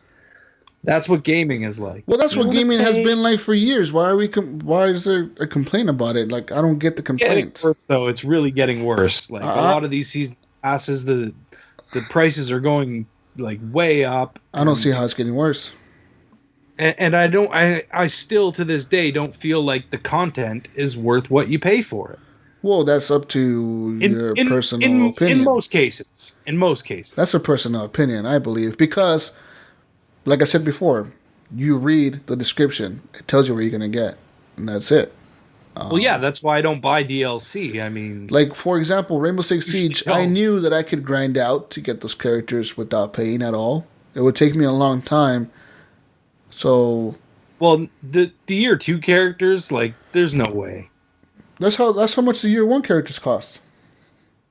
No. I mean to grind it out, like 25,000 renown or whatever. If you, To get a character, that's ridiculous. it is. Like, I Unless can you do didn't have a 1,000, job, I it'd can be do different. You could stay 1,500 home all day. Well, yeah, I couldn't. Right? You could stay home all day That's the and reason grind I it out. paid for it, because I was like, I work too much. There's no Yeah. possible way that I can fucking play 20 hours a day to fucking unlock this shit. That's why I paid for it. But, you know, like, you can't complain that they're not giving you season 1 characters when it's like season 1 is done. Is it shitty? Yeah, but I mean, they're selling you a new season, so you're paying for that season. Yeah. So I mean, I look at it as my fault. I'm like, damn, I played this game so much. I should have bought season 1. Should have, yeah. If you really if you thought you're gonna need the characters or use them. I didn't think I was because I didn't play it as much at launch. But for the last 3 months, I've just been playing it every day. For example, like me, I'm at the point where I'm not sure I'm gonna buy season 2 pass. But hey, maybe when the season 2 characters start coming out, and let's say I'm still playing the game quite a bit, then maybe I'll be like, you know what? I'm playing this quite a bit still. I'm gonna buy these guys. That's what I did with season 1. I didn't buy the season 1 characters till like the second Canadian pack came out or whatever. Then I was like, okay, I want these guys. I want to use them. I want to buy them. You know when I'm going to buy that? Either when it's on sale, or when I see you, Jesus, or Eric, or Ryan, or any of you other guys like, check out this new character I got, and be like, I want one. Same here. So that's right. That's where I'm like, where did you get that pretzel charm? That charm that's on your gun? That's cool. I want charms. Those charms, they're really over ridiculous with those charms. They fucking charge people so much money for some of those things. one. I want a pink. That's what I mean. I mean, like, what I'm saying about DLC and stuff, like paying for stuff like that, I just can't. I'm not gonna do that. You know what I mean? Like, it's the way the market I'm never is, gonna man. do that. Call of Duty doesn't. Battlefield doesn't. I know. Skins, I've don't never like like either. that stuff. I feel if like it doesn't unlock in the game, I'm not paying money for it. You know what I mean? Okay, Like, but Ryan, what if it's a game that you love, a franchise that you love? Still. Even Borderlands, for instance, like I bought all the DLC, like all of their stuff, but I wouldn't buy like skins or anything like that. But they're all in the game. You know what I mean? You don't have to purchase them. You can unlock them. You just got to find them and you got to grind for them. But they're there. You know what I mean? And the best thing about Borderlands, for example, is you can get that friend that joins up and drops like 1,000 different skins. Yeah. That's what happened to me. I was like, "What the hell is this person doing?" Like you unlocked everything. What you're saying, Gunny? If it's a franchise I love, for example, Call of Duty, right? I don't love it, but I used to love it a lot back in the day. Like, I was a hardcore Call. Like, when I say a hardcore Call of Duty, I mean I was fucking prestiging all the fucking time, doing like nothing but playing Call of Duty basically on my entire free time of gaming. I didn't play no other games. Like Call of Duty was my shit, and Madden. I was a COD Madden bro. Anyways, when I think it was Black Ops 2 or Modern Warfare 3, when they came out with their season passes, right? I think it was Black Ops 2 where they had like all the skins or whatever. They had like these extra skins you could buy. Or the Snoop Dogg voice or whatever you can put it in your fucking voiceover and all that dumb shit. I didn't pay for any of that. I was like, fuck it. If I already paid for the season pass. If I'm not getting this shit with the season pass, I'm not paying for this bullshit. Like, you're going to pay $5 to laugh for like 2 seconds and then be annoyed by it like 10 minutes later? You know, like... They do that. And Call of Duty... the reason it's so popular to do that now is because who did it first? Call of Duty. Who was the successful people in the time when that came out? And when they came up with that idea, Call of Duty. It's like fucking Apple. If Apple does something, you see every other phone company doing the same dumb shit they did. You know? Literally, whoever the fuck is the top dog, and if they do something, you see everybody else do it. Wireless headphones and no headphone jack on the phone. I bet you in 2 years from now, no phone is going to have a headphone jack because everybody else is going to be like, oh, well, Apple's doing it. We should do it too. Fuck. I do have it all depends on whether it catches on. You know what I mean? Well, like, they make money off of it. If people, because Apple's such a big company, it could draw headphones into that direction. Yeah. Like as an evolution. You know what I mean? And if it does, then other companies have no choice but to follow suit. Yeah, to like do what they do. Right? Yeah. Like I said, if Apple starts showing like, hey, yeah, we sold 10 million fucking Apple earphone, whatever the fuck they're called, AirBuds or whatever. Yeah. Yeah, we sold all these fucking things at $200 a piece, guys. And everybody's like, well, fuck, we could sell those at $100 like $50. You know, like, let's make more money than they do. Fuck. And then everybody starts doing it. That's what Siege has done. That's what Call of Duty's done. Battlefield. Honestly, I have still to this day not bought the premium for Battlefield because I feel like it's not worth it. No, I didn't buy it either, and I'm enjoying the game. Honestly, like, that's fucking sad because I am the type of person, like I said, if I love a franchise, I'll buy the season pass, no questions asked. Yeah.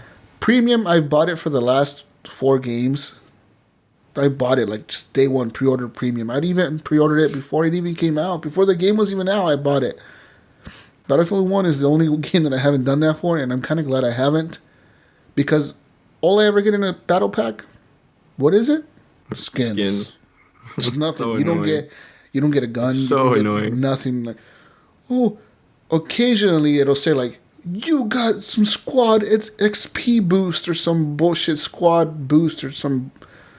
It's like, what? You can make your guns pink. Yeah. I think I have like 5 unopened packs. No, and then the bullshit part is like 15 skins that I've got is for the same gun and it's the same skin. Yeah. The same exact skin. It's bullshit. Like, you got the same skin. It's like, oh, you already have one of these. Would you like to scrap this one? It's like, well, if I already have it, why the fuck would you give me another one that's the same fucking skin? Why are you giving it to me again? Yeah. That's stupid. Yeah, the new Battlefield Premium, the way the content, whatever they're releasing, it's just shit. It's shit. And I know that, like, all of a sudden recently they've been promoting a lot of their content coming up. I think it was like a new DLC pack or something.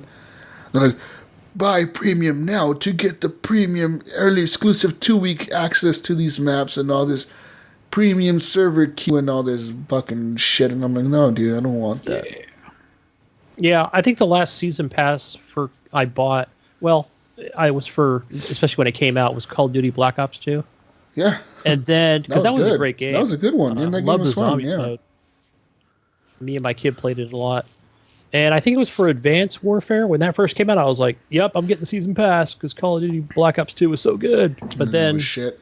I don't know, it was boring. I was like, forget it. I think I played the campaign and then a little bit of multiplayer. I was like, okay, I'm never buying a fucking season pass, again for, whatever it was Call of Duty calls it. Call of Duty needs to rethink their formula too, man. That shit, that last game they released, the Infinite Warfare multiplayer is shit. It's got a 2-star rating on Xbox Live. That multiplayer is utterly and completely shit. Like they shit in a box and put it. They shit in the fucking game box and send it out. That's what they did with that multiplayer. Whoever the fuck the QA people are over at Activision, and they thought like, oh yeah, that's a good one. Yeah, ship that shit out. Ship it out. Is it better than Ghosts? Or I'd rather play Ghosts. Honestly, I'd rather play Ghost. Ghost is bad. Wow. Ghost is bad. Like Ghost is the game. Ghost is the game that made me shy away from Call of Duty. That's the game that turned me. I like the wall jumping. No, and I thought the beta was fun. No, you want wall jumping? Play Titanfall, dude. Titanfall is so smooth and so much better than Titanfall kills Infinite Warfare. Like in multiplayer terms, the campaign. I think Infinite Warfare had the better campaign. Personally, I like the campaign in Infinite Warfare. That's the only saving grace that game has is that campaign, dude. If they would have just released that campaign and no multiplayer, they would have stuck with, like, say, Modern Warfare multiplayer and said, like, oh, we only have that multiplayer. That game would be, like, the best game released last year. But no. All right, well, I'm going to continue. Moving on. Enough of that. That's the first game of the games I've played. Okay. Oh, sorry. 2 hours later. That went off on a tangent. No, it's good content for the show. The next one's Gears of War 4. I've been playing that nonstop. They just released an update with Windows 10 and Xbox One players can play together on social versus. So that's pretty cool. They're using the Play Anywhere or the, what is it? Yeah, Play Anywhere. Play Anywhere kind of thing. PC players can play each other and Xbox players can play PC players. So it's pretty sweet. And people received free packs for the JD weapon skins and armor character cards. So that was pretty cool. They did a contest, I think either shortly before or after the game released. They asked some people to create armor for the JD. And the winners for that were selected, and they put it up in the game. So it's pretty sweet. Nice. I like them. So Gunny, you would have them. Ryan, you would have them. Jesus, you would have them if you had the game. Hell yeah. Yeah, I opened those. Remember when we were playing the other night? Yeah. Yep, I remember. Remember? I remember. Yeah, Let's get back to that's some me. Gears. That was it for you? Yeah. All right. Are we getting a lag? No, I think Jesus is just zoning out. He's All right. rocking out to something. He's listening to music. So we've pretty much talked about everything that I've played this week. So I played a little bit of Gears with Eric. Played Rainbow Six Siege. I was playing Killer Instinct again with Clint. Me and him are going through doing matches, having a good time. We're kind of on each other's like competition level, so like it goes either way. So it's been I like playing with Clint. I'm not great at that game, but it's a fun game. And I finished Resident Evil 7 Biohazard, which we talked about already. Guys, it's a great game. Like Jesus was saying, $60. I mean, it's worth it if you want a good single player campaign, but if you're looking for something that's going to be long lasting, maybe wait for a sale I think $40 would probably be a good price to pay for this game. And yeah, that's it. That's pretty much all I've been playing myself. Sounds interesting. Oh, thanks, Eric. What else? I mean, you were the one playing Resident Evil the most, I think. Just kind of talk more about that, like your experience, and I don't know, just whatever. I mean, I feel like I kind of talked my experience last week, but I mean, and Jesus was pretty much saying what I would say anyways. It's a horror game. You're playing as the character. You're running through this crazy house at first, and like I can't really. That's the other thing is I don't want to say too much because if you start talking about what happens later on, you're kind of getting into spoiler territory. Right.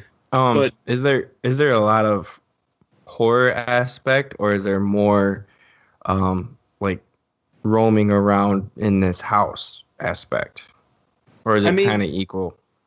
That's because when I watched you on Twitch, I didn't see anything. No, you were watching me when I was related. still. You were watching me after all that stuff had happened, and I was in the house. Right. But I was stuck then too, right? So I was just wandering. Yeah, you were around stuck looking for trying some to find finger. shit. Yeah. Which I eventually did figure out.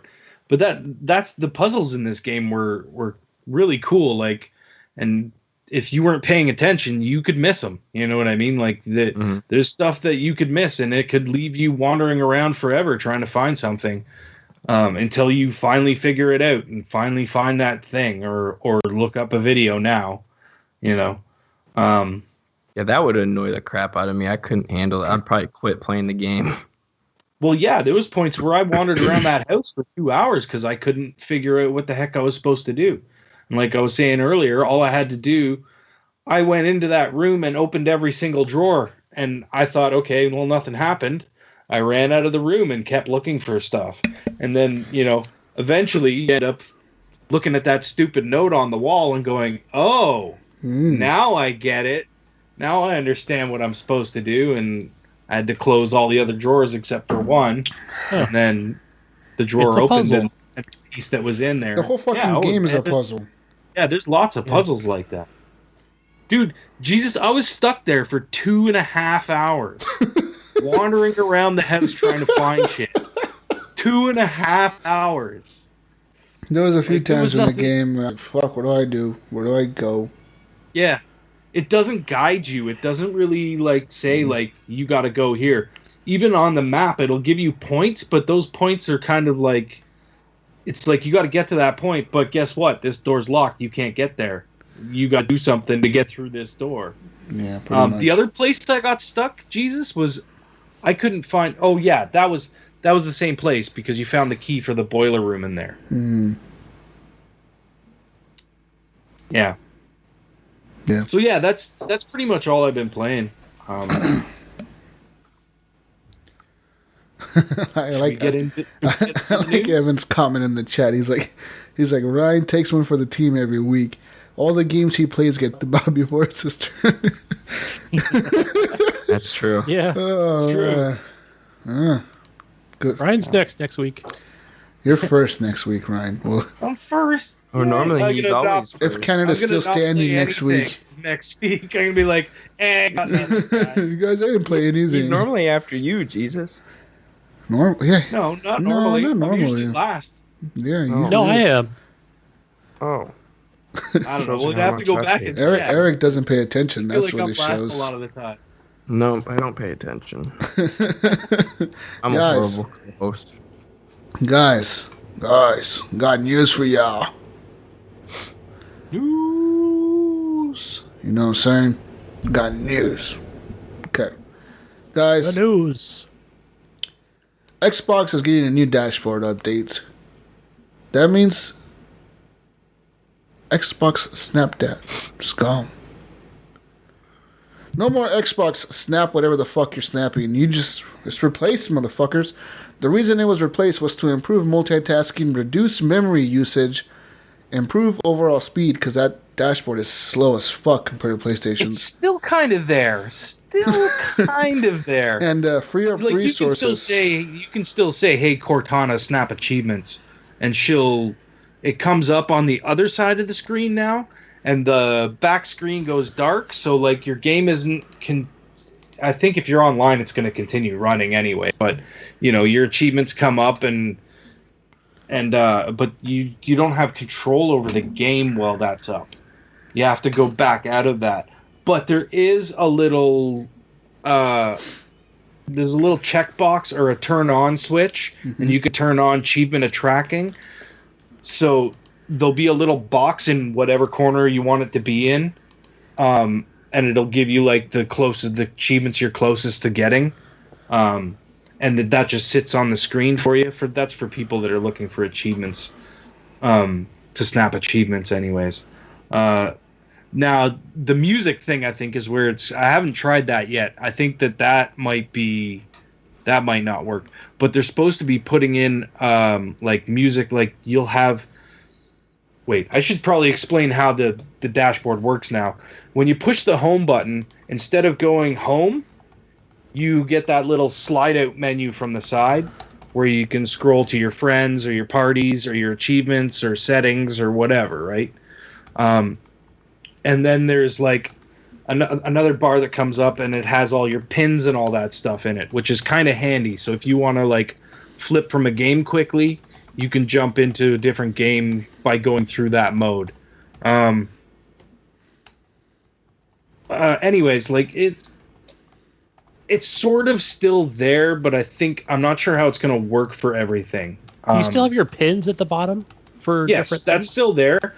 The other thing that's gone is that big screen that's when you go home, that screen's not there anymore. It's just a box of whatever game you're playing. So your like gameplay isn't playing in that background screen anymore. You can like still go dispense right. it? You can still go right back into the game, like and continue where you left off from, but it's not sitting there on the screen. I'm thinking that that probably frees up some speed. Because it doesn't have to run that video, right? Yeah, it probably suspends it. It does suspend it, yeah. But I don't know. It's been all right so far. I did start having some network issues, and I think that might have been my ISP, but I switched my modem out, and then I had more issues, and I think I've got it fixed now. But we'll see what happens. So anyways, what else about the no more snap there? Jesus, That's it. Basically, yeah, it's going to improve. Basically, they're trying to make it snappier. And I personally think that they're going to update the software later on this year when Scorpio comes out, because they're obviously going to have a new dashboard for that. So I'm assuming they're going to try to mirror that on the Xbox One, and they just want to kind of free up resources to not make bogged down. Yeah. More than it already is, because it's pretty slow. I mean, let's be honest. Yeah. It's quicker now. Like... Cortana is still a mess, though. Cortana is the reason Cortana broken as hell. Is so slow with the connect commands. It's because when you say "Hey Cortana," hopefully my computer doesn't pick that up. When you say that, basically what it does is your Xbox is sending a signal to Microsoft servers saying this software has been activated. It's activating Cortana at their servers. Then whatever you say is sending that to them, having them process it over there, and then sending the command back to your Xbox. So that's why your Xbox takes like an extra 30 seconds or like whatever to process. Yeah. That's why you see a little spinning circle there for like 30 seconds to like, oh, that's gotta go away, Cortana is now on. Like the whole reason that's there is because Cortana is not on your system. She's on the servers, and your Xbox has to communicate. If she worked all the time, it would be fucking cool. I mean, like the coolest thing about her is that is Jesus Gonzalez online. Yeah, that's the coolest thing about her. It'll be like, yeah, he's playing Rainbow Six Siege right now. Would you like to join him? I feel like boom. I feel like Cortana's voice recognition is not as good as, like, for example, let's say Siri or Google. I think that she's behind both of those softwares, like in voice recognition, because Google pretty much you can tell it whatever and that shit'll figure it out. Trust me, Siri. I know all about Cortana. Microsoft phone. Yeah, Microsoft phones. Yeah, and Siri is pretty simple. Like you can ask her anything, and she'll basically respond to you. There's some shit that she's retarded about, but basically that's why your Cortana is so slow. So me personally, I turned off Cortana on my Xbox, and I have the old Xbox commands on there. Yeah, I've turned my Siri off as well, And I don't even have it activated on my Windows PC right now. Like just ask you to, and I'm like, no thanks. do if you have it connected, do this.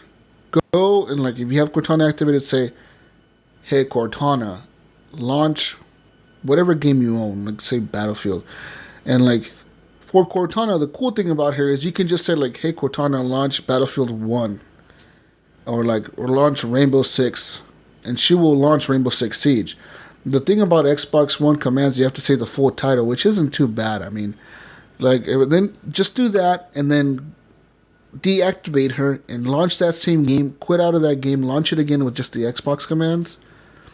It's like fucking night and day. The Xbox commands, like, sometimes they don't hear you, so they don't respond. But I mean, when they do hear you, they'll respond like a quarter of the time it takes Cortana to respond. It's fucking crazy to me how fast.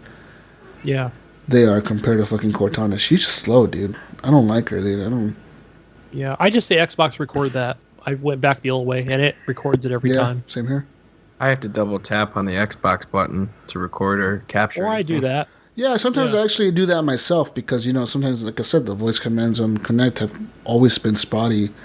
It just sucks when you're playing a game and you have to stop playing and hit that Xbox. I've gotten button. pretty good at it though, where like I can just double tap real quick and like press Y or X, whichever one I'm doing, and then it right away like back up, press B, and like be back in the game. I mean, the shitty part is that like Cortana's slow. We'll see what happens with Scorpio though. Scorpio's rumored to have 12 gigs of RAM, guys. Is it that much? Yeah, 12 gigs of RAM. So it's going to be the most powerful home console. Yeah, more than the most powerful. I think Ryan's muted. Is he talking? Yeah, I hear him. Yeah, I see we him. can't hear you, I Ryan. can hear him. I'm here. Sorry, I was muted. What were you saying, Ryan? I saw your lips moving. I was like, what is he saying? He's talking shit to me? We don't right read now? lips. I was just talking shit to you, Jesus. No, I feel like like the Scorpio. I think I think it'll be a good system. Everybody, all the rumors have it, man. It's the most powerful system out there. It could really push 4K like they're saying it can. I need that 4K TV. We'll wait and see. I don't know. But they say like even the benefits to 1080p games are like outstanding. Like 1080p games are going to be fucking flawless. Basically, they say 4K games might still have some issues. Yeah. But basically, like if you want like a good 1080p game, you're gonna get it with like Scorpio, like pretty much a flawless game, 60 frames and all that bullshit that you want, which isn't bad, guys. What other news do I have here? So that also the new Xbox dashboard, it comes with parental controls now. So I don't know why this is news or why this feature wasn't available before, but I guess it wasn't. It was like one of the most requested features. And now I guess you can put parental controls. So like let's say you have a kid, like me, I thought they did Gunny. have parental controls. Now they're different. Now Yeah. you can actually set them for different days of the week. So like every individual day of the week you can set the parental controls. You can set what hours the system can be turned on or turned off. And it'll automatically shut off itself when you have it set up shut off. It'll just lock them out of certain content. Say you cannot play games during this hour and this hour. Well, maybe they'll be able to still watch Netflix, but they just won't be able to play games. Yeah. So you can do it that way too. I think it's kind of like a cable box, I think They basically have it set up that way, so like you can restrict what rating the game is. So if you don't want your kids playing like a I think mature they game, always had that. You could always say, okay, you cannot play mature games on this profile. Yeah. Right. I've seen that. Like you can do that on the old Xbox dashboard, but it looks like they're just making the parental controls a lot more hands-on. Like you can really get in there. Yeah, basically you could set up what time of the day like the system can work or not work. If you want them to, play 30 to be honest, minutes or not. I think it's a good thing. Yeah, because a lot of kids do play like I personally know people that just let their kids play like all day. You can't. Yeah, you can't. Like, use, that's you bad. can't use the Xbox as a babysitter. Yeah. Like all the time. And there's some people that You have do. to actually talk to Get them. out. And, experience Do things. something and with your socialize kid. and go places and see things and learn things. And fucking pick apples and kids need to do that shit. Yeah, man. It's the world. World. Get out there and do that shit with your kids. I'm gonna throw play their axes with goddamn my Xbox. kids. Be a good parent. Throw axes, fine, that's good. I'm gonna do Whatever. that. Teach Throw them axe- shit. You know what I mean? Throwing Let them axes. learn. Texas. Give them each a hatches. shotgun. Why not? Throw them at a big old tree. Why not? Like- My kid's gonna be freaking balling with axes. Hatchets. Just get him some metal. Get him a grinder. He's got to learn survival in this I'm gonna world. Yeah, he's gonna learn how to forge Big his pack own of those waterproof matches. hatches and axes and all that. Jesus, I heard Ace Combat is no longer a PS4 exclusive. It is no longer a PS4 exclusive, Ryan. You heard that correctly. And I'm super fucking stoked for that because I'm going to be playing it on the Xbox One. Ace Combat 7 is now coming to the Xbox One PC and no Nintendo Switch. But coming to the PS4 too. Ace Combat 7 is set to releases later on this year. They believe in the fall. I don't have a I don't have a specific release date. They don't actually have one either on their website. But yeah, this game was slated to be only a PS4 exclusive, and all of a sudden they're like, "No, you know what? Fuck it, we're releasing this shit on everything," which is fucking cool, man. Because those games are fun. Good for them. Yeah, good for them. Yeah. I remember those being on Xbox 360. So Yeah. Now I've got another piece of news for you guys. wait a minute. I want to know, Jesus, can the Orange Man make gaming more expensive? You mean Senor President Trump? See, the Orange Man Yeah. with small hands. CC. Senor President Trump can make games more expensive. So if you don't follow politics, and lately we've been, I guess, mentioning a lot of politics, it's because we live in a country that's fucking Falling apart. recently ran political fucking craziness. Thank It's you, going Eric. crazy. Thank you for finally admitting that your country is falling apart. Kind of is. I mean, Dude, today, it was falling apart way before Trump. Yeah, Well, it was, but I feel like a lot of the executive orders that have been It's passed been in as the of late are kind of loophole fucking for a nuts. while. But, guys, whatever. Moving on from that. The Orange Man, Senor President Trump, can actually make gaming more expensive. He wants to impose a tariff, so like a tax, on anything that comes imported from other countries, like Mexico, China, Canada, China. I don't know, Europe, but it's not a country, but to America, Europe is a country. So Europe and every other country, basically Australia, all the countries that make video games, because America doesn't really make that many. As much as you think we do not. For example, the Ubisoft is a Canadian company. EA, They have they do have Ubisoft. offices. They have offices in San Francisco, But but their that's- main offices are in Toronto and Montreal. When you see published by Ubisoft, you're gonna think Montreal. Like basically, that's where you're gonna be thinking. You're not gonna be thinking, oh, Well, no, hey, because Ubisoft. they have a Paris. I think they're in Paris as Yeah, they well, do. and a couple of other places in Europe. Like they're a big company. They're huge, worldwide, but fucking big. But other companies like EA's, they're all these companies are not. A lot of them publish. EA's more American, I think, but they are also in Canada. They're in Vancouver. Yeah. CD Projekt Red, they're in But Poland. also remember, a lot of these Yeah. Coalitions in Canada too. A lot of them are, Yeah, dude. they're in Vancouver as well. A lot of Yeah. these games, like I know the factories. One of the factories is for these gaming companies, whether it be Xbox or PlayStation or down in Mexico. Where they make the actual cases and the CDs themselves. Yeah, they do. Mexico is actually when the 360 life cycle and the PS3 life cycle, they were the biggest exporters of their games, like their CDs. They make them Yeah. down They in probably Mexico. like the plastic's probably made in Orange County, but I know the discs are produced in Mexico. Yeah, So will that tax only be on physical copies, or will that be on digital copies? that's the too? question people do not know about. And basically, the That's a good ESA, question.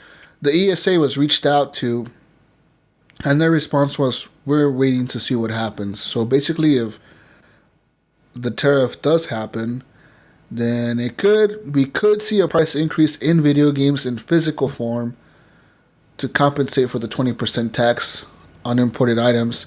But we also might see like a regular price for digital items, because who the fuck knows? You put that shit on a server, you can send it anywhere without any taxes. So there's that. But you never know. They might just raise the price of both of them to keep everything equal. Yeah, for that's what I'm thinking they'll do. For fairness. Man, this is gonna Split it affect in my half and job. cut the difference. It's gonna affect Most everything, of the man. stuff I deliver is all imported. Well, half of it. All the tequila from Mexico I deliver. No, that shit's gonna be no more tequila, man. My Canadian whiskey. What's up with that? But we'll see what happens. Like I said, you never know. It might happen. It might not. But people don't like to think about politics not affecting video games. They do affect video games quite a bit. If you remember a few years ago, that crazy motherfucker that wanted to impose those the internet fucking pipeline bullshit fucking where Netflix gets priority over everything else. It's like, dude, fuck Netflix. You know what I mean? Yeah. Like, that's some bullshit. So we'll see what happens. Guys, we'll see what happens. But in other news, Dirt 4 is coming. I put that up. I excited thought for that that? was. We knew that would be coming, but I can't wait for that game. You got for that? His release date is June 6th. Gunny, you E3? Release date is like right around E3. Yeah, I know. I was looking at that too. Yeah, I was that's like, right at E3. It's right before, I think. Yeah, it's like right before. Not a Like, good time, right? It's actually a very bad time for video games to release. They don't get no coverage. No press. It'll be like every other game out there. But it's Are you gonna pick up Dirt 4, Gunny? I know you're a racing game fanatic. yeah, the Dirt series is good. It's good, yeah. Yeah. It started off as Colin McRae games Those back were- in the PlayStation days. That's what I used to play them on back on PS1, I believe. Yeah. But Yeah, yeah, I love those Colin McRae games. Are really good. Those rally games. Yeah, I played Dirt's always been good for that stuff. yeah, I love Dirt. I love eating dirt and playing dirt. Oh, I don't think I care for Dirt Showdown, but Dirt 2 and 3 yeah, were that really was a bit of a mess. good. You know what I thought Dirt Showdown was going to be? I thought it was going to be like, do you remember Destruction Derby Yeah. for PlayStation 1? That game was fantastic. I thought that Dirt Showdown was going to be like that, and it was not. I thought it was going to be like this ultimate, all these different racing modes, but yeah, it sucked. I think I went back to playing, Dirt 3. Yeah. Yeah, whatever. Dirt. Yeah, bring it on. Dirt. Guys, if you play Ark Survival Evolved, you'll be surprised and happy to know that the biggest patch is coming for it, January 30th. So in a couple days here, you get a big patch. People play that game. Yeah. I put this up here. I was watching gameplay because I know this was announced a couple months ago for this patch. And, as you know, on PC, everybody has these different mods, and that's where, a lot of this content would come from. But it looks pretty cool. Like, they've got one where it almost reminds me of, like, Halo. I thought, what the fuck is this game? You're wearing this, like, ultimate armor. Mm-hmm. Shooting Talking about laser Doom? guns. Mm-mm. Yeah. And then there's another one where, you could play joust, like on these different creatures. They have like a jousting match set up, where you've got a sword and a board. Or rather one of those things called the jousting sticks or whatever the hell they are. Yeah, just look like more silliness. They're adding a lot of like new content, like these replicators and different things you can do to make more crap. But yeah, it seems like it's come a long way from a survival game. It's yeah, so I don't know if it's part of the DLC or just the main game itself. I know there is some DLC to this because I own it on Xbox One. You bought it? Yeah, I bought it a long time ago. My kid was playing it for quite some time. And one of the cool I things played is the it's got preview of it, but I never paid anything for it. yeah. One of the cool, I would recommend it on PC. It looks really good, but Xbox not so much. Yeah, the one of the things I like about it is your different servers, like for example, like Battlefield, but they have like these. I don't want to call them modded servers, but certain ones will have like you hit the tree once with an axe, and you're going to get like 3,000 pieces of wood and 2,000 pieces of brush or something. Resources that you need, and that also means if you hit somebody, or whack somebody in the face with your hand, or they're going to instantly die. So it's almost like a god mode in some ways. But then there's just natural vanilla servers where it is just straight up survival. And it could be PvE or PvP, or it could be a mix of both. But there's a ton of servers on there. That's on Xbox and PC, PlayStation, I assume. Is that game on PlayStation? I don't know. I thought it came out What game? already. It came out late to PS4. What game again? Well, no, because it Ark was Survival Evolved. Yeah, That's it's right. on PlayStation. It just That's came right, out on because- PlayStation. Yeah. It just came out a preview not too long ago, and that's when I think it came out on PlayStation. It's been on Xbox preview for like a long time. It was one of the first ones that came out, I think. Well, it's still not done. I think it's still on preview on Xbox. No, it's released. Is it? Finally? Is it? I think it is. I don't think I have I any thought you were paying achievements. $30 for Is a that- not finished game. No, I think it is done now. I don't know. Well, I don't. It's hard to say because they were talking today or this last week regarding this article. They talked about an end game to this game. Oh, really? Yeah, so reached I the don't know how center- much. You reach the center of the universe. Probably it's something like that. I doubt there's like a real story to it, but it did talk about boss fights and different things they, were touching on. So I think it's still like in development.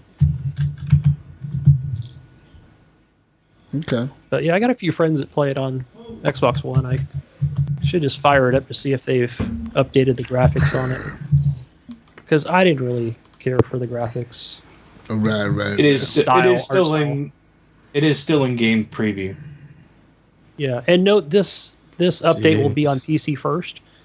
Consoles are unknown at this time for this update. Never. 10 years from now. Yeah, it's probably going to be. I mean, this will be the full release on PC, so I could see consoles coming within a week or two. Okay. Is it Scorched Earth? Ark Scorched Earth? I think that's part of the DLC. Yeah, that's $20. Yeah. And then That's why I regular- recommend it, Ryan. Since you have a PC, you probably won't even need that. With the Steam Workshop, I would assume that would be. Yeah. You can get whatever armor you want, and mods and. Interesting. There. Probably like got a combo pack or on sale for Steam. Yeah, guys, I got more news for you. Mad Catz is in danger of being dropped from the New York Stock Exchange. Basically, they're losing a lot of fucking money, right? This is how the stock exchange works. You lose a lot of fucking money, you get dropped from that motherfucker. The last big game that they were part of, or they kind of helped make peripherals for, was Rock Band 4, which you remember came out in 2015. And several months later, it sold horrible. I mean, not that many people bought Rock Band 4. As good as the game is, I did. people are done playing bullshit, stupid peripheral games. Yeah. In February of 2016, its CEO resigned ahead of an annual earnings report because he knew that they lost a lot of money. They're probably going to fire him, and he's probably like, you know what? Fuck this. I'd rather resign than you fire me. Well, they stopped actually doing the production of them, of the Rock Band stuff, and what is it, PDP, I think, ended up taking over because Mad Catz couldn't do it anymore.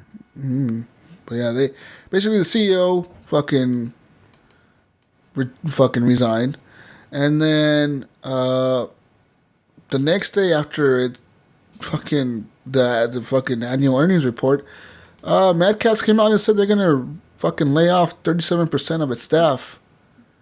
And then recently it sold off its Cytec brand of flight control systems to Logitech, their competitor. Mm-hmm. So now Mad Catz stock is trading around 15 cents a share, which is like fucking nothing. That's ridiculously nothing. 1 foot in the grave, just ready to be dissolved.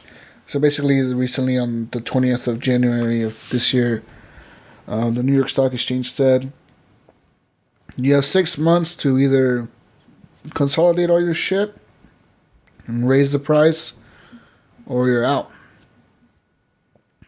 So it doesn't mean that the company will be done.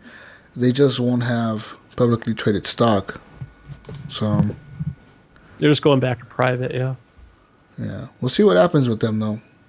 Mad Catz used to be a big name, man. I feel like their hardware got associated with it being cheap and like janky and all fucked up, you know. Like, yeah, they had those crappy controllers. Crappy controllers. Yeah, when you think Mad Catz, what do you think? Those stupid controllers that light up blue and red. Yeah, and shit. I was stupid enough to buy those things. And they broke like after the first day. You know what I mean? Like they're the ones that made those stupid controllers. They don't even. The only reason you bought one of those was because you knew you were never gonna play with it, or you knew that you were gonna use it for like a minute and. Yeah, that's how long it lasted. You knew someone else was going to use it. You had your own. I always use it for like the second player controller. Like they're forced to use that crappy controller. Sorry. There you go, friend. Like the thumbstick moves. Like right trigger it makes the player work. move. It sticks and all that. Yeah, it's garbage. Garbage controllers, and they're all wired and shit. Guys, more news real quick. Counter-Strike Esports League was held at ransom over its data stolen for about 1.5 million users that they have. So one of the biggest Counter-Strike esports communities was hacked after they refused to pay a ransom of $100,000. Man, that's a lot of money. These guys are getting crazy.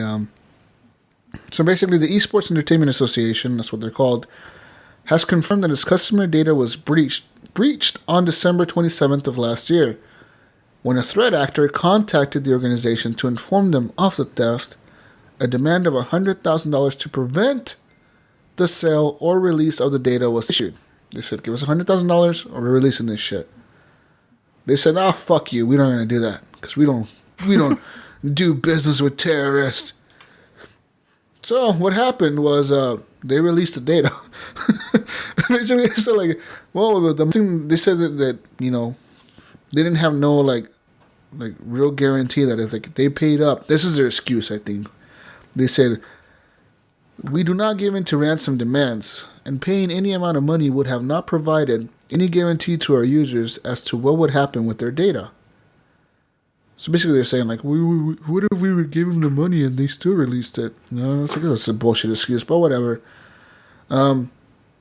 They said that the most responsible course of action was to share the incident with the authorities and our community, so each individual could take steps to secure their accounts after their accounts were seized and everything was already downloaded off of their accounts. Right. What is not, you know, the ransom, it's a lot of money. It's $100,000, but the size of the breach is what really matters, guys. 1.5 million accounts were compromised. That's a lot of different accounts, you know, for different members. And these are esports players. You know, their usernames, their emails, their private messages, their IPs were hacked, so they know where they live, basically. Their mobile phone numbers, their posts that they posted, their passwords that they had, you know, on their systems, and all their secret questions. All that shit was stolen. Basically, the ESEA said they have worked to identify the source of the vulnerability and have taken the appropriate measures to patch it. So they basically said, we fixed this shit, but sorry. Oops, sorry. Sorry, Derry. Sorry, eh? Sorry, all your data is out there. Sorry, we could have paid the $100,000, but now we're not going to pay them. We don't do business with terrorists. Yeah. That sucks. Well, they probably all got like free, you get whatever 1 week free of credit checks and all that stuff. But freecreditreport.com. no, whatever. I was just gonna sing that jingle. Go to freecreditreport.com. Hey, you get a free credit report, my friend. Go to freecreditreport.com. Yeah, it sounds like they need more security on that site. It sounds like they fucked up. I mean, that's crazy to think like a big esports league, like knowing how connected they are to like the internet, and knowing how they should probably be hip on all that shit. Could get hacked. It's crazy. But yeah, Could happen anywhere. Hey, Be Jesus. smart, guys. what's up? People. I heard that VR might not be available on Scorpio. Whoa, this is a rumor. Yes, What? it's a rumor, guys. The 6 teraflops might not have VR. Wonder why that might happen. The Project Scorpio website 'Cause VR banner sucks. removed Ding, ding, ding. the mention of VR from their website. So the Project Scorpio website now says on their banner that they have true 4K gaming. Still the 6 teraflops of power. You still get the 6 teraflops. We gotta have those. 300 gigabytes per second of memory bandwidth and 8 CPU cores. So as last year they kept saying, "Oh, VR, VR, VR, VR, VR, VR, VR, VR." This year, I don't think they said it that many times, Jesus. I don't think there's going to be any VR. We'll It's see. not looking good, but I They mean, did announce different headsets from different companies. yeah, but Different that doesn't headset companies. necessarily have to come out. I mean, like that, and that was never intended for Xbox. That's more of a PC look. I just think that they might be looking at what's going on with PSVR, and thinking maybe this isn't the best step right now. I'm That's sure the only way I they're- can explain it. I'm sure Microsoft is preparing, that stuff for E3 as we speak. But the question is how much do you guys think we'll see? I mean, because these games have to already be in development. Mm-hmm. So how much do you think Microsoft will talk about at E3 as far as VR goes at their presentation? I don't think they'll talk about it at know. all. At all, no. I honestly Their main think focus is on this You're Scorpio gonna talk and about doing Xbox. true 4K Yeah. gaming. They They're can gonna worry talk about about 4K later.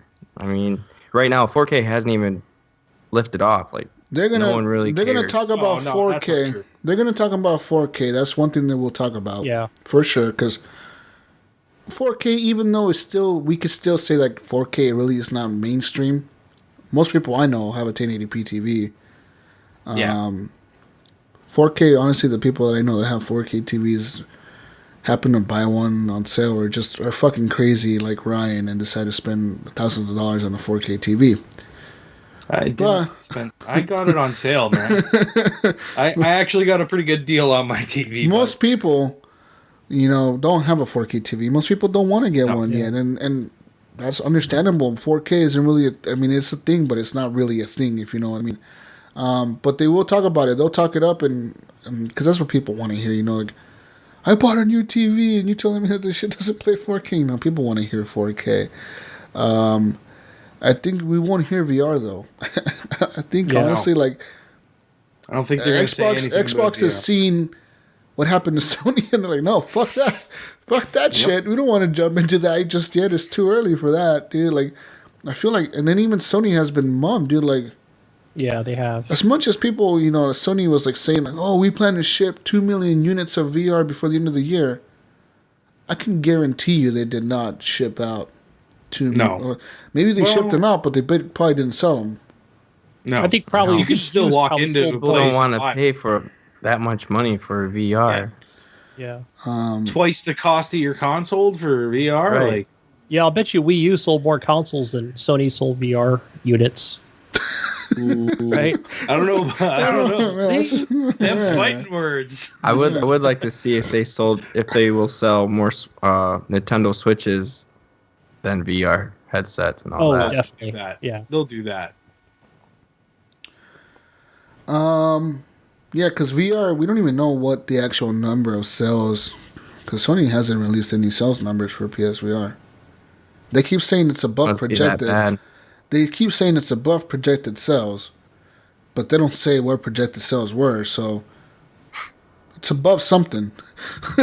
It's above something. It's above something. Something's looking at a chart going, yeah, that looks good. I hope.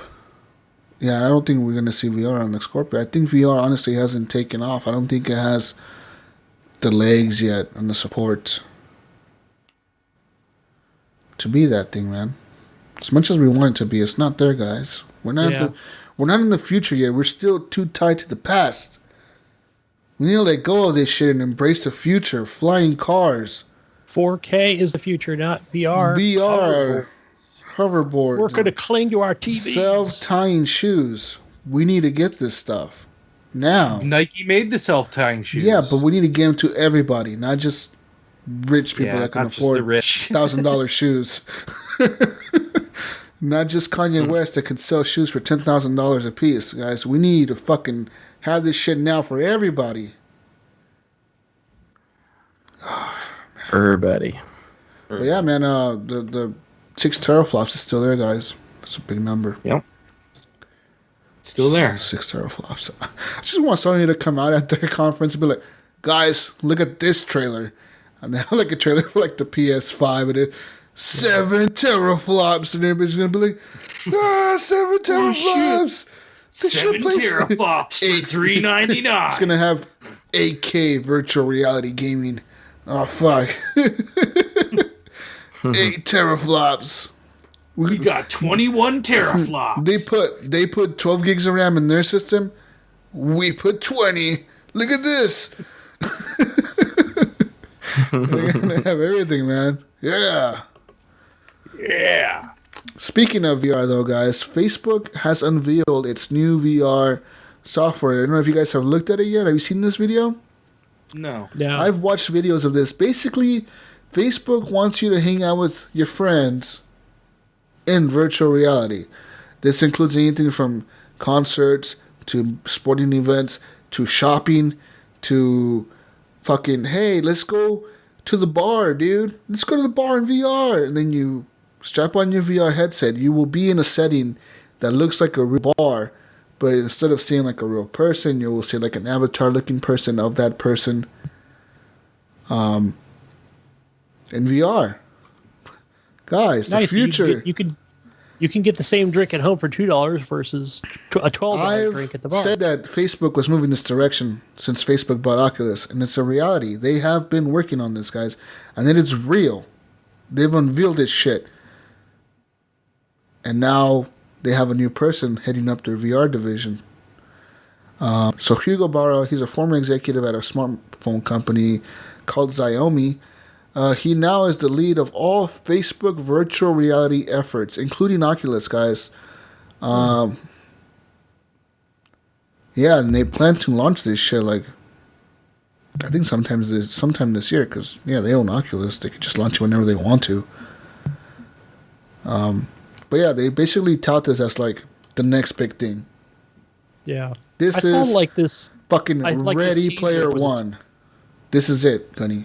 We're there. Yeah, I think we're getting there. I saw maybe it's an old teaser where it shows the dad standing next to the daughter, because he's out of town and she's like in the living room, like playing with her doll or whatever. And it kind of gives you that idea that like, hey, he's standing there like right next to her in the living room. So I don't know if it shows them both wearing goggles or not. But yeah, I thought that was kind of cool. Where he's like, yeah, let me read you a book, come sit down on the couch. So I thought that's pretty cool. How they can do that. That Would be trippy to like look over and there's your daughter sitting on the couch next to you. It looks crazy to me that like Or They're yeah, planning I to guess do in a this. bar. Or, But I could see it happening. Like, I mean, hey, dudes, you guys want to go to the fucking concert in LA? Let's all go in VR, and then you pay for your $5 ticket, and you're there. see, because then you figure I can just get up. I don't even have to get dressed to go to church. I can go sit in the front and just light a blunt. You can already do that. They do church services on TV. No, but I'm talking about really being there, Eric. I'll be next to you, man. I'll be right there looking over, passing the blunt, but then you can't really take a hit, Like, you'd have to have your own.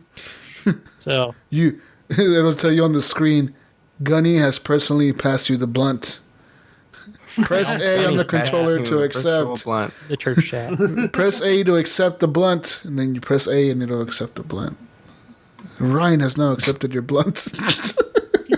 I could be at the Metallica concert in my underwear, In my underwear. Oh, in the front, man. just in the mosh pit. That'd be so cool. I was there, man. But yeah, man, Facebook is coming out with the VR stuff, guys. So honestly, I think if anybody can make VR a mainstream fucking thing, it's Facebook. Yeah. They're the ones that can make VR like a thing that your mom uses, your fucking cousin uses, your grandma uses, everybody uses. It's so easy to use. Oh, I use Facebook all the time. Yeah, you just get on there and talk to your grandkids and shit. I live across the world. The thing is, it's got to cost less if you want that to happen. You know what I mean? It has to cost less. Yeah. Because my mom's not going to spend $700. Ryan, what if to do this? Facebook says, we made a new headset that works on phones. Now that's exactly what you need Oculus phone Facebook headsets. to do. Well, Google already has that with the No, Google but Daydream. fuck that. No, this is a specific Samsung headset. has it too. This is a specific headset, guys, that only works with Facebook. This is a Facebook headset. You wear it when you're using Facebook. No, right? But you cannot see me in that. You're going to buy this Facebook headset to be able to see me. And not me, but my avatar dude that I create that looks like me, kind of, but not really looks like me. And then you're going to be able to, like, see me, and we're all going to be podcasting I can in see VR. you, Jesus. No. No, we're going to be podcasting in VR, dude, and virtual reality Facebook Look world. like a robot. 2 years from now, the Horrible Gamers will have its own offices in the VR world, and we're going to employ virtual reality robots to do stuff for us in the virtual reality world and pay them with real money. It's all going to happen, dude. Ready Player One is happening already. You watch. Just in time for the movie release. More news. Let's see here. Still shows here that the Pro controller for the Switch is available. And they're sold out. And it's sold out now. Fuck. Yeah. Fuck, they're sold out, guys.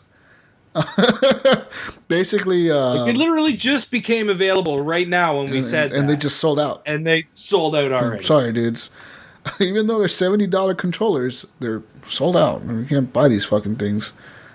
But wait, you could buy it on eBay for $400. Right? From Joe8573. GameStop has an offer. Go find him. GameStop has an offer, guys, that sells a controller with the $100 case for the system. It comes with the screen protector, the controller, the case, and a Zelda-themed Joy-Con armor guards. Oh boy. $100. It's still let me available, guys. Add to cart. I'm pre-ordering. Shell out right now. $100 for some garbage. Dude, okay, so I'm looking at this right now. It has like a little carrying case. It has a little screen protector for your thing. Some kind of bullshit Zelda thing. And some covers for your controller. I think you can put covers on them. Yeah, they're making covers for these things. Of course they are. Yeah, and thumbstick controller thing. Yeah, dude. This is an awesome this Nintendo? deal. Is this authorized? No, this is a third party. Yeah. This is a third. Oh, no, this is by Nintendo on here. This is Nintendo. Oh, shit. By Nintendo, guys. Woo! Nintendo. Nintendo's not going to fucking let anyone make third-party accessory. No way. Not if they don't make one first. $100, guys. It's a good deal. You can Jump buy on that. everything that costs $73 to make for $100. Jesus, add to cart already. Come on now. I'm going to pre-order all of them. What were those things, Ryan? Quantity. Jesus, what were those? 100. What were those things that were sold on? Shit, what was it? It was like, I guess for the Wii U, it was those little toys they were selling. Amiibos. Amiibos, yeah. Those were like all the rage, but nobody ever used them. They're like, "There's no way, man. I'm not going to play it because, well, No, I don't they know just where my collect Wii U them. I don't want to is, open and I want to keep it in the box, the little box that it came with, you know." And they put little, like a little pad underneath so that you couldn't actually read it while it was in the box. Right. You had to take it out of the box in order to use it. Yeah. Unlike like, Skylanders, where you could just set them on the portal and they would work. Amiibos, I don't think you could do that with, if I remember correctly. yeah, I never messed with them, but they were all the rage, and so will the Switch. It will be the new hotness. Yeah, because my boss came up last week and he was like, "I want that new, what is that Pac-Man game?" I'm like, "Are you talking about the Switch? You know, Mario?" "Yes." "I'm gonna go get one." I'm like, "Well, they're not even out yet. Not until I think March."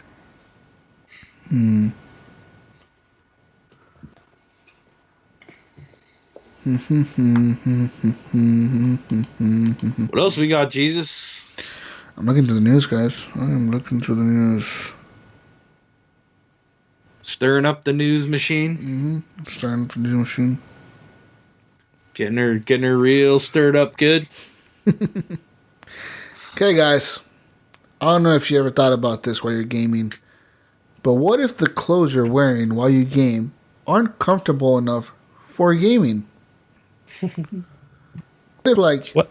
you bought gamer branded clothes for gaming. Yeah, well, guess what? There's a company doing that, guys. How? Like, what do you? How so? Like, what do you mean? Is there like I would get the crotchless pants. Like, how is it? Well, How is it? How does it benefit me as a gamer? well, let me tell you. First up, there's a beautifully named Icon Performance Gaming Shorts.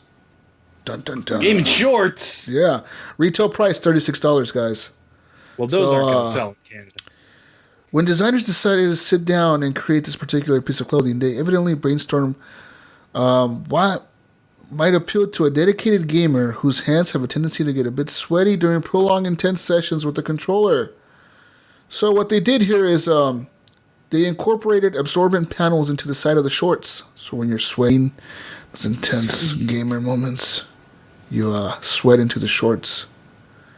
Ooh. They also strategically positioned for an easy rub during gameplay so you can quickly return to the important task at hand, guys. So you rub your hands on it real quick, wick away all the moisture off your hands, continue your gaming session without any interruptions.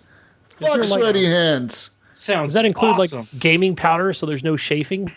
You know, while jumping around. Maybe during those like if intense you pre-order moments? them right now, dude. I I think know. maybe. I'm looking at the I already gallery. bought a pair. I think Eric is the model on these pictures. Yeah, what's Eric, going what are on? you doing out here in these photos? They called me up and they wanted me to model them for them. Guys, They flew me awesome. out to where they're at. Controller and fits I- right in the pocket. the controller, yeah, they're oversized pockets so you can fit your big ass controller in them. There's You also know what, guys? If I could have gotten one of those Xbox onesies, I would have been rocking the fuck out of that right now. I Actually, totally would have got one of those fucking things. wear it every week for the show. all the times. Oh man, guys, got another one for you. Another piece of gaming clothing here. All right, what else we got? There's also a $66 gamer-focused hoodie featuring an extra large hood, so you can play with your turtle headset. beaches on, Eric, See, now this is for Canada. while still giving players a sense of enclosure, increasing their ability to focus. Because when you're in the game, you're in the game. The hoodie also incorporates It's in the game. the hoodie also incorporates those moisture absorbing panels, ensuring that even the sweatiest of gamers can Like right easily on the pockets? Is that where it is? easily dry their palms and fingers, mitigating thumb slippage to increase control and accuracy. I'm sold. I'm buying one. This is getting erratic. Or how about just open the damn window, folks? Put on some deodorant. Where do I buy? Where do I sign? You want to buy these? I'll send you a my money. link How to about buy wear these. no clothes? No, man, you got to wear clothes while you're gaming. Unless Yeah. you're streaming. Oh. Never mind. Put something on. Next week, we'll see Eric sporting the hoodie and the shorts on the show. So I wouldn't mind having one of those yellow Pokemon Pikachu hats, though. Why do you want to Why? do it? Kind of cover up the whole head. Why do you to want to keep do a your Pikachu precious hat? little ears warm? So you're telling me you wouldn't buy this cool-looking hoodie, but you would buy a Pikachu hat? Maybe the Minecraft hat. Maybe I don't know. Hey, I have I a think question. I have a What's your question. question? Which I do not know if I've talked about this before on the show. Uh-huh. Uh-oh. I don't know if I should keep my PlayStation or sell my I PlayStation. think you should just give it to Evan. Evan, what do you think? Nope, not gonna do that. I need the money. The only reason I would hold on to the PlayStation is for God of War. When does that come out? Later this year? Fall? I don't know. You don't want to play Horizon this year. Zero? I mean, I Yeah. do, but I mean, it's kind of I'm losing interest right now, Yeah. and I play more on my Xbox. I enjoy my Xbox a lot more. The interface on the I think Xbox everybody is does. better than the PlayStation. There's nowhere to interact or see what people are playing We're doing. or doing on the PlayStation. It's kind of just boring. I mean, there's really nothing there. Even on the app, the PlayStation app, that's just Oh, it's Awful. garbage. yeah. Evan Tanaka says he'll be your God of War, Eric. That's fine with me. Oh, man. But I need help deciding Okay. on what to do with this PlayStation. I And say... I'm not giving it away. Okay, well, then I was going to say that. I Trade say... it in for Xbox game. Damn it. No, I honestly say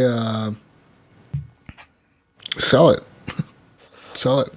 What about Why not? why? Well, I mean, E3's a ways away. I'm just. I mean, there's nothing, not even that Days Gone game, that zombie game, looked interesting to me. I mean, it looked interesting, but I'm like, I'm not going to play it. The only game that caught my interest was God of War. And I don't want to just hold onto this PlayStation just for God of War. Because this thing, it's just collecting dust. It's all it's doing right now. I don't think we've seen enough of Days Gone yet, even though it doesn't even Yeah, have a release date. Haven't seen shit about that game. I mean, it's like that one section, but Yeah, there hasn't been anything since that E3 reveal or whatever. even the other events and stuff, it's just been developers talking about just that same clip. So, yeah, I should how do you put up polls on Facebook? you can do it on Twitter. I don't know about Jesus People knows get on how. our Twitter. You click on the little 3 dots, and then they'll be like create a poll, and you go in that way. I think. If I'm So not do you mistaken. guys think I should sell it? I don't know, man. I mean, I just want your guys' opinion. That's it's up all to I you. want. What do you think you're gonna get for it? You know what I mean? Most people who want a PS4 Pro, right? They don't want a regular PS4. So your price drop's gonna happen. Or is it even worth selling?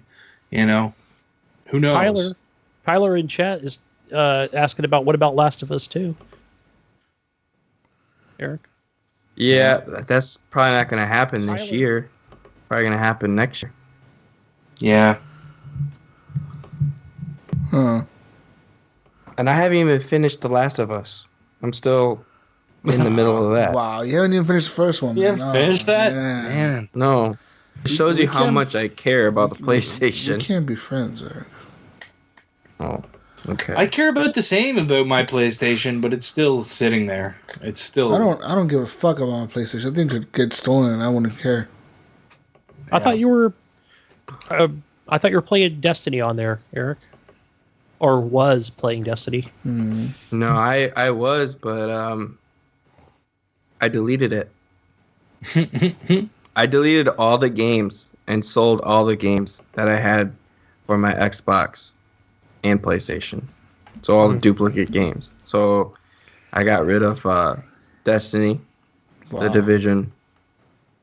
I think there was another game, but I can't remember. But those were the two main games that I had for both systems, and I got rid of them with no hesitation. And I had a higher level character on my PlayStation than I did on my Xbox. Yeah. But yeah, I say personally that you sell it. sell It it. sounds like you should sell it if you're not, if you got to work. If you can get the right or- money for it, go for it.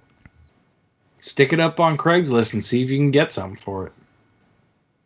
Yeah, don't take it to GameSpot. You'll get GameStop. You'll get ripped don't off. trade it in or anything like that. I mean, the place I would go is a Like place, get $100 place for called- it. If called Disc Traders in Lansing. They give us No, better you- money than they do at GameStop. They're not going to give you shit for a PlayStation 4. They're Well, going to give you maybe- like $150 maybe. How much? $150. I mean, If that. yeah, 150. That seems like a lot for a you can PlayStation get more 4. more for it on Craigslist. For PS4? I don't Yeah. know. I think on Craigslist you can get like 200 for it. Yeah, Probably. I thought you had a buyer like a while back. Didn't you have a buyer? You said you had a buyer that was going to buy it for 200. I did. I think so. Yeah. What happened? You didn't. I have sell a guy. I have a guy at work that would like to probably buy it, but then I just made that decision that I wasn't gonna sell it. So, like I do this all the time. I'll be like, I don't want this anymore. I'm gonna sell it, and then like a week later, I find a buyer, and we're like, okay, yeah, deal. And then I'm like, nah, I don't want to buy. I don't want to sell it. So You're a dick. I'm like, I'm very wishy-washy with this crap. And I don't care that I'm a dick. I don't care. It's my thing. You're like It's my- you show up with the PlayStation that the guy like. You know what, dude? Never mind. I don't. You know what? No, right now, I just changed my mind. You don't want to sell this to you. I put it in his hand. He walks to his vehicle. I knock on his window like, I changed my mind. Here's your money. Give me my PlayStation. Give it back right now, motherfucker. I say sell it, dude. Honestly, if you're not using it, I mean, why not? Sell it before it gets worth less. Because honestly, they're Before the really Pro, PlayStation is like worth nothing these days. There's so many of them you can buy on Groupon. Like Evan said, he saw one on Groupon for $212, a brand new one. Mm-hmm. I think it was the PlayStation Slim as well. I think that was down to like $220 the other day, and even the Pro was down to like $240. So yeah, they're getting the price pretty quickly. It's just like everybody has one. They don't need more. I bought 2 of those fucking things. I don't. What the fuck? Yeah, you don't even use the one you just bought. No, it's a fucking useless system. Jesus. I should I sell know. it. I wish I that'll never change bought after it. I wish I never E3. bought it. I mean, too, like, the reason I kept it was because I use PlayStation View. So I can watch, like, college football and watch The Walking Dead. That's the only reason why I kept it. Eric, I can give you Walking Dead. Yeah. Well, What's up now, Eric? It won't cost you a thing. I don't want it illegally. Hmm. I enjoyed that Westworld. All right, Season well, 1.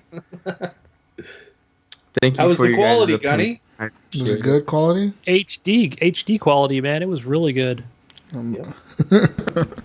Yeah. Just sell it, Yo, Eric. go Just sell it, dude. go watch the new show on Netflix called Frontier. It's got Jason Momoa or whatever his name is. Mimosa, that's a drink, isn't it? Some Yeah. No, it's not samosa. Mimosa's the drink, I think. no. Jason something starts with an M, and it's freaking good. Is it? I'll watch it then. Yeah. Well, I haven't watched Netflix in a while, but Yep. Yep. Yep. Guys, Yep. Yep. you got any questions? I'm still trying to Facebook? figure out how to do a stupid. How do you do that? yep. What are you talking about? How to create a poll, a stripper pole. Are you trying to do it from your What are phone? you Maybe trying it's to- different. You're making a stripper No, pole in do your it My house? computer. Yeah, you go to Facebook, go to the group. Let's not do this during the show. Let's go through the tutorial right now. What Let's are help you, them what are out. you guys doing? What else?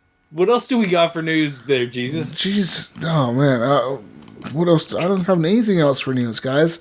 Moving Out of on. here then? Ask a question. Throw those questions. Moving on to Oh, we questions. got questions. Important community questions, guys. We Go said Twitter, before, buddy. join the group. Yeah, just join the group, Horrible Gamers Community. You'll find it on Facebook. Just join that motherfucker. We'll be in there. Guys, I have some questions. One of our amazing listeners, Harlan Meeks, asked a question. He says, 3DS or 2DS? Which one would you get a young gamer? I'm not getting a Nintendo Switch for my son or for the Division, he says. So he doesn't... What the fuck? What does this question say? The I don't know what the 3DS. fuck I'm reading here. 3DS or 2DS? 3DS. Which one do you get a young gamer? Uh, It Game depends Boy. on how young. Like very young, I would say 2DS. 8 and up, I would say a 3DS. I would get him a Game Boy. Have a Game Kick Boy. it old school. Game Boy Color. Heck yeah.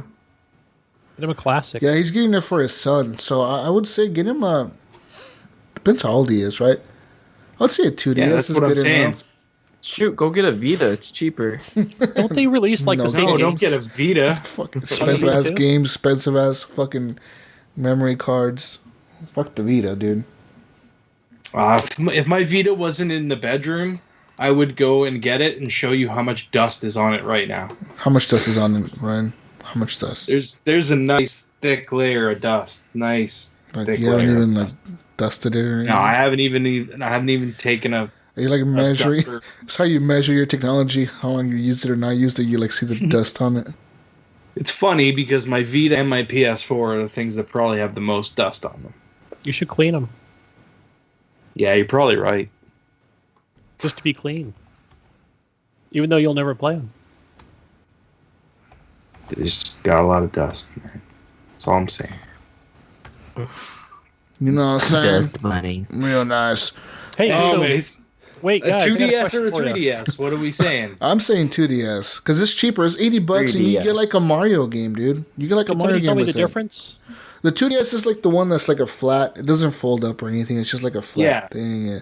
But it's basically it plays all the 3DS games, doesn't it? Yeah, well, not in 3D, but But yes. not in 3D. But I mean, who the fuck cares about 3D? Yeah. It's not that cool. I remember I had when a 3D 3D. was cool. I remember 3D was cool too. hey, was hey the bro, look thing, at my man. Everyone was about 3D 3D. TV. But put on these glasses that are gonna die in an hour. You need to charge them. What? You charge the glasses? Yeah, I charge the glasses. You charge these glasses? Yeah, I charge them. Fucking stupid shit. Just pause the movie, charge them, and then you can finish watching. We gotta stop the stupid. movie for 15 minutes. So let's just take a 15-minute break. Go take a smoke. Everybody go get go a snack. smoke and a pee. Yeah. Let's You go need to out take to a the poo, go take a lobby. poo. Let's go out to the lobby. Let's that go out to bullshit. the lobby and have ourselves a snack. Yeah, but that was that question, guys. I got more questions for you real quick. So, Raphael Cintron. Raphael. I'm talking Raphael. Ask. Actually, that first question was in our Facebook page because I posted the post on the Facebook page. So, thank you for dropping that question on there. I'm surprised someone saw that. Yeah. Raphael Cintron asks, cannot pre-ordering games really change the current state of unfinished games releasing all the time? Cough, cough. The Division. I say, No, I don't think it can. I think the state of games are the unfinished because of patches. Patches. As long as games can be patched, we will receive broken ass games all the time, no matter what. So that's my opinion on it. I don't know. Back in the it's hard to day, say. everyone complained that Microsoft put restrictions on patches and stuff like that. Yeah. They were trying to stop this. Yeah, they were. They were trying to make it so that this didn't happen, but people bitched and complained, and so they said, "Okay, fine." Yep. Before, I think how much was the cost for a patch back in the day? I think it was like $10,000 or something like that. $15,000 per. They give you like, I think when you released the game for the 360, I think they gave you the first three patches, or the first patch was free. Yeah. So that's why every game had a day one patch. But after that, every patch you release for your video game was a $15,000 cost to release that patch. That means that you legit had to have a good fucking reason to release a patch, and you better release a big patch. Why do you think Battlefield 3 patches were like fucking 4 gigs and shit? Like 3 gig patch. I was like, what 3 gig patch? Yeah, 3 gig patch, guys. We're fucking patching everything. We don't know what we're patching. We're patching shit that we don't even know it's broken. We're just patching it for the heck of it. Basically, like, YOLO. if you, that was the 360. But if you remember on the Xbox One launch, they legit said, "Oh, we're gonna work close with developers, and now we're gonna make all our patches free." So what happens now on our systems? Every time we log in, every week you don't play a game and you go back to play a game and it's like, Rainbow Six Siege needs an update. Press A to accept. Or get the fuck off of this screen and go play something else. It's like, fuck, dude. Now you gotta go wait for your stupid patch to download it. A fucking 300 megabyte fucking patch, or 200 megabyte patch, or a 3 gig patch. It's just random patches, random sizes. Because they're just fixing it's constant now. Shit's just crazy. It's out of control now. You're downloading like fucking 18 gigs worth of fucking patches. It's like Resident Evil 7. I was surprised. The game itself was like 20 gigs or something. The patch for it 28 or 29 or something like that. Yeah, but the patch for it was like 19 gigs or something. I was like, what? Yeah, it was crazy. What game? Resident Evil. I was like, how in the world is the patch this big? Like, how the fuck? It's basically just the whole game. I was like, guys, we didn't finish the game. Yeah. We just patching up the whole We game. gave you a fucking blank disc. The patch is actually the video game. It's like they replaced everything. There was a fake file on it that was like 20 gig. Yeah, we actually put the patch on the disc and we're giving you the game as a patch. Surprise! Yeah. So basically that's what happened. So yeah, Raphael, I don't think it'll ever change, man. Even in pre-order games, the only company that you would see hopefully still releasing games that are finished will be Nintendo, because they don't give a fuck. They'll delay their shit till it's finished. They'll delay it fucking years. Look at Zelda. They delayed that motherfucker for 3 years until they release a new system. It's like, you know what? Fuck you. It's not finished yet, guys. So. Well, why is Crackdown been delayed? Is it because it's not finished, or? No, that's because they want it to be in 4K to show off the 4K explosions. Gotcha. Probably. Yeah, bro. 4K. Okay. 4K explosions. Yeah, Eric. Jeez. They're going to come out and say 4K explosion technology. Yeah. Brian Tobe Jr. asked us, why or how did you get your gamer tags? I think we've answered this question. Yeah. I've answered that. We get this question a lot. Oh my God. I don't even see this question.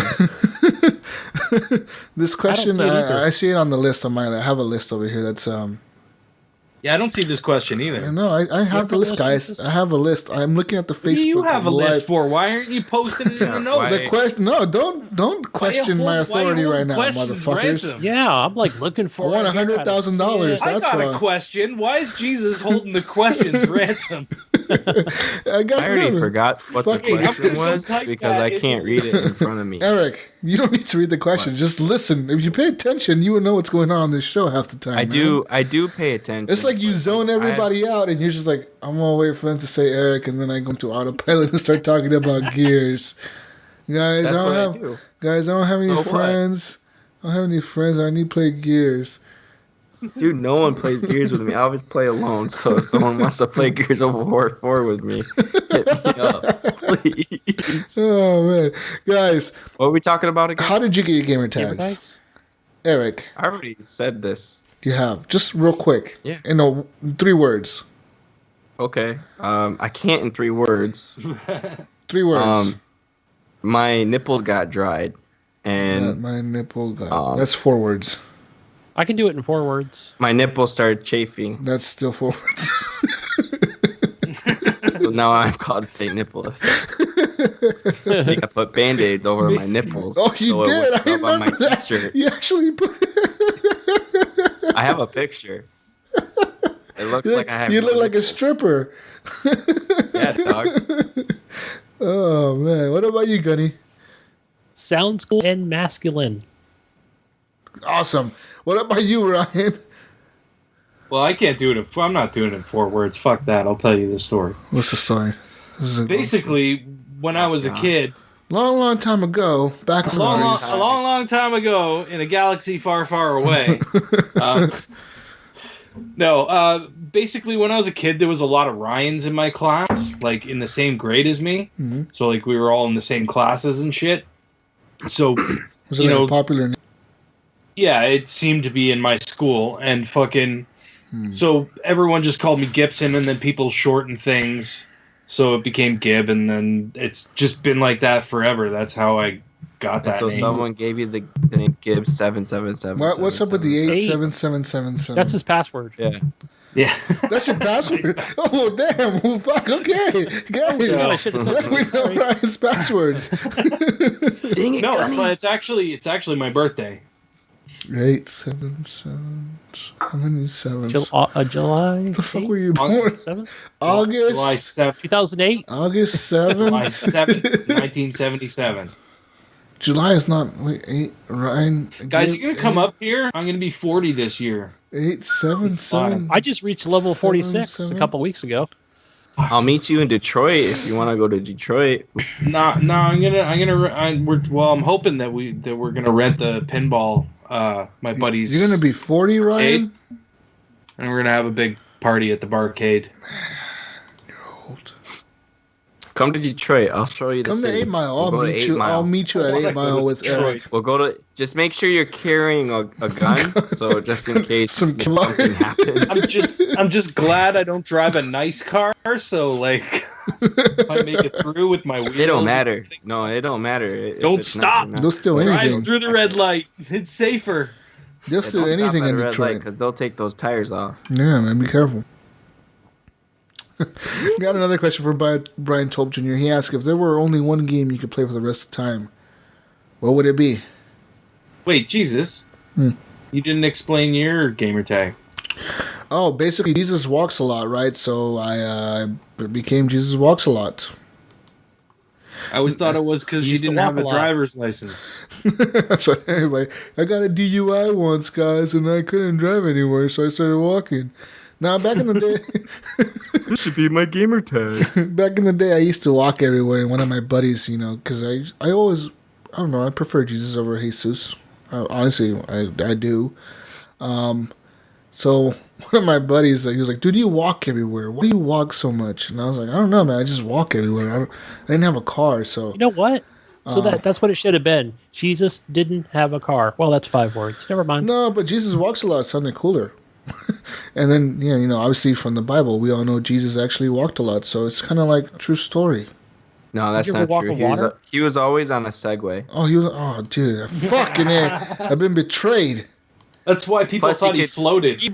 He walks on water, so he could probably fly. So he's like, He could levitate. was their Superman. Man, I feel so betrayed now. I'm right. gonna cry. All right, what's the next question, Jesus? Next question is, What game would it be? If there was only one game you could play the rest of time, what would it be, guys? What would it be? What game would that fucking be? Oh man. Second Life. Man, I don't know. It'd probably be like, not that I've ever played it or something. Yeah, like some kind of World of Warcraft, something like you can just grind away forever. Destiny? Gears of See, War 4. I don't. I'm too ADD to do that, man. Like I have to have variety. Yeah. I mean, Back in the if day, I probably- absolutely had to, I guess it would have to be Borderlands. I don't know. Maybe Diablo. No, One of the two, for me. I know I wouldn't be able to do Diablo. I could probably do Diablo. I Diablo can't 3. even play it now because I already beat it. I'm like, I beat it. I don't care. Oh, there's so much more, dude. There is so much. Yeah, more. I know. They just released new stuff for it too. I think there's Yeah, new they did. seasons. Yeah. I have it gotta on go back PC and check too. I that. haven't fired it up on PC, but I have it on PC. I'm about 80 hours into the Xbox One version. I Different stopped characters. playing it on PC because my stuff kept getting hacked. Oh, fuck. So that's why I Fuck played it that. on my Xbox One. What Yeah. your Blizzard account? Yeah. Oh. I made like 3 different Blizzard accounts, and they all got hacked. Sucks. Did you get It like an does. email from them saying it got hacked or something? Yeah, like I got Yeah. well, I think I got 2 emails. First one I just found out like all my stuff was gone. Yeah. Like, I got it digitally. And then it was so long ago though I hardly remember, but I know I got hacked a lot. It's one of the only games I actually have the PC boss one.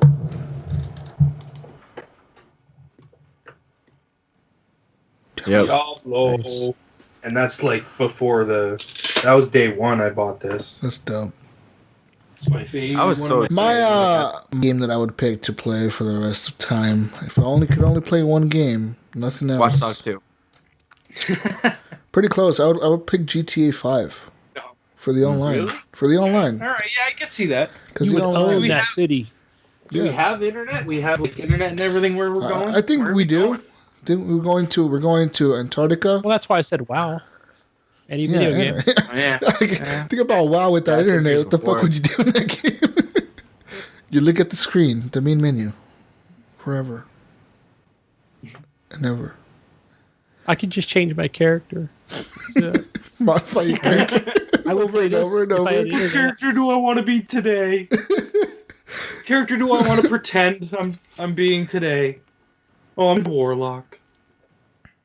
Yeah, I read an interesting article today about GTA 5. It's actually on Vice. It's about like these people that what they do. They're on Reddit, right? They're on Reddit, like under like one of the subreddits on there. But basically, they give away people like a bunch of money, or they'll sell it to you. Like the first time they give you money, they'll give it to you for free, knowing that you're gonna spend all that money on the shit on GTA Online. You're gonna want more money to continue living that fucking lifestyle, so then you pay for the money. But they're pretty reasonable. So let's say you want $100 million. You PayPal this person $10. They'll hack the game, and they'll tell you go into this lobby. This is my gamer tag. Join my game lobby. Follow me to the beach. You go to the beach. They meet you there. They'll give you $100 million. And then you have $100 million to spend.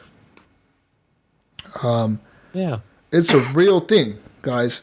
I actually they had a say- coworker do this. It sounds like a scam, but No, this it is actually real. it happened to the guy who wrote this article. He's like, yeah, I was just playing online and this person randomly came up to me and gave me $50 million in like a minute.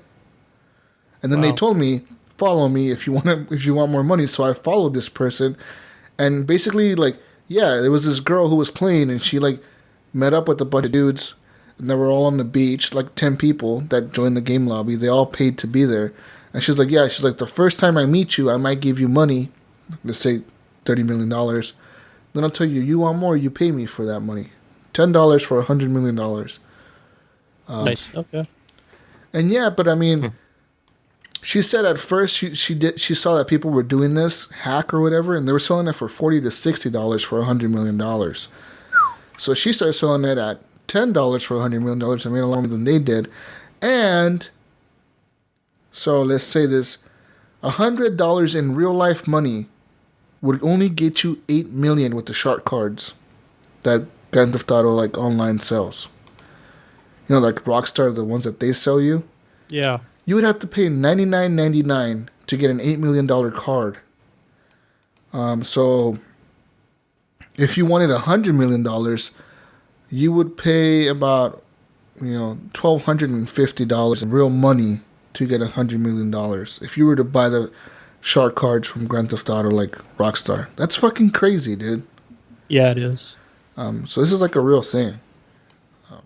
I'm gonna start doing that. I'm gonna quit my job and I'm just gonna do that. Selling people shark cards of fake money. Yep. And she says that like, cause she's like a hacker, right? She like knows how to hack shit, obviously, cause she hacked the game. She says that there's obviously people that always try to go in there, like they'll figure out like what lobby she's in, and they'll try to go in and kill the people that she's giving the money to. Cause she tells the people, don't put the money. She tells them, don't put the money in your bank account. Carry it on you, because if you deposit all this money into your bank account, Rockstar can figure it out that all this money's stolen. So they're gonna deactivate your account, your Rockstar account. So just keep the money on your character and just run around and buy shit that you want to buy. But she says that like sometimes people will go in there and try to kill everybody. And she's like, I can hack him and make them lose their character, make them lose their money, but whatever, like. Whatever. It's just dumb kids. So, but yeah, man. Some real life shit going on Grand Theft Auto. Yeah, these are people that know what they're doing on PC. That's for sure. Yeah. She says sometimes she'll like figure out like some of these people like had like, bad home life or whatever. They're just have a shitty life. Yeah. So you guys have Grand Theft Auto? Yeah. I don't. I played it. I played 5 back on 360. I played it for what it was. I thought the online was, it was okay. I don't know. It was okay. Yeah, people play thought that game about online. getting it again. It's beautiful. It looks good. It's good on Xbox. But yeah, One. it's not something I can get into. So that's why I didn't buy it on Xbox One. Jesus, the story if was I got really that good. game, would you play with me? Online, I would almost say no. Because every time I play that game online, man, this is what happens. I spawn in, I get into one of my cars, I drive out of my garage, and next thing you know, there's these 2 guys pulling up next to me, shooting me. And then they steal my motorcycle and they leave with my car or whatever. That never happened to me on the. I used to have it for the PlayStation, and it never happened to me. I don't. It happens to me a lot on Xbox, dude. And then there's the assholes that are like, "Hey, bro, follow me," and then you follow them, and next thing you know, it's an ambush. Yes. Yeah, that's happened to me before. So, yeah, fuck it. Yeah, granted, they steal your car or whatever, but it's going to be. What is it? You pay insurance or something? I know it's going to be. You pay insurance for your car to blow up and like kill them as they're driving off in it. But yeah, then you could get a bounty on you if you kill too many players. So then you're a wanted person. It's just shitty, dude. Yeah. It's a real cutthroat fucking game. You gotta have a lot of money to be powerful in that game, basically. You gotta like know one of these hackers that give you a lot of money and just have that and buy everything you want. Right. I don't know. It looks good. I mean, you get in a plane and fly around. Yeah. I thought the racing is kind of dumb. Yeah, the racing is pretty dumb. It's kind of It's pointless. I mean, it looks good, but it's The heists still, are cool. I don't know if you guys have done any of the heists. I did one of those a while back. A random dude. It was pretty cool. He didn't kill me. He didn't kill me. He didn't kill me. He was a pretty cool guy. I thought he was gonna kill me after the heist was over. He was like, "No, I'm cool, dude." But yeah, another question Brian told me to ask: what other podcasts do you guys listen to, man? I don't really listen to much anymore. Too many podcasts. Yeah. I'm gonna plug one of my favorite ones just because my buddy Matt Bradford is on there, and I really enjoy this podcast. Like, genuinely look forward to it every week. And I actually went back, I listened to all their old ones. It's called the No Sleep Podcast. This podcast doesn't need the plug. They're fucking huge. They are, yeah. But go listen to that podcast if you haven't. It's like basically short stories in one podcast. They're all like horror-based stories too, like, like scary stories or whatever. But they're really good. and the production on it is fucking crazy. Does he get paid for that? I'm pretty sure he does. I think they have ads. Nice. Yeah. Yeah, because they're all actors. They're all voice actors. All the people on there. Right. And they're actually on tour right now. They're on tour around the country. They're coming to the United States and they're doing live shows where like you can see them record their podcast live or whatever. Yeah. I like only because I'm on Patreon on this one. It's called This Xbox Life. Yeah. They have a website. Good buddy Mark, Wingman, and Brun and Rob. I like those guys. They're cool. Yeah, they're good cool. guys. They're cool people. They're all right. And I know we've talked about this in the background, and you mentioned Matt Bradford, but I do like the Video Game Outsiders, even though I don't think Matt is going to be on that show anymore. He's not on that show anymore. No, he's gone.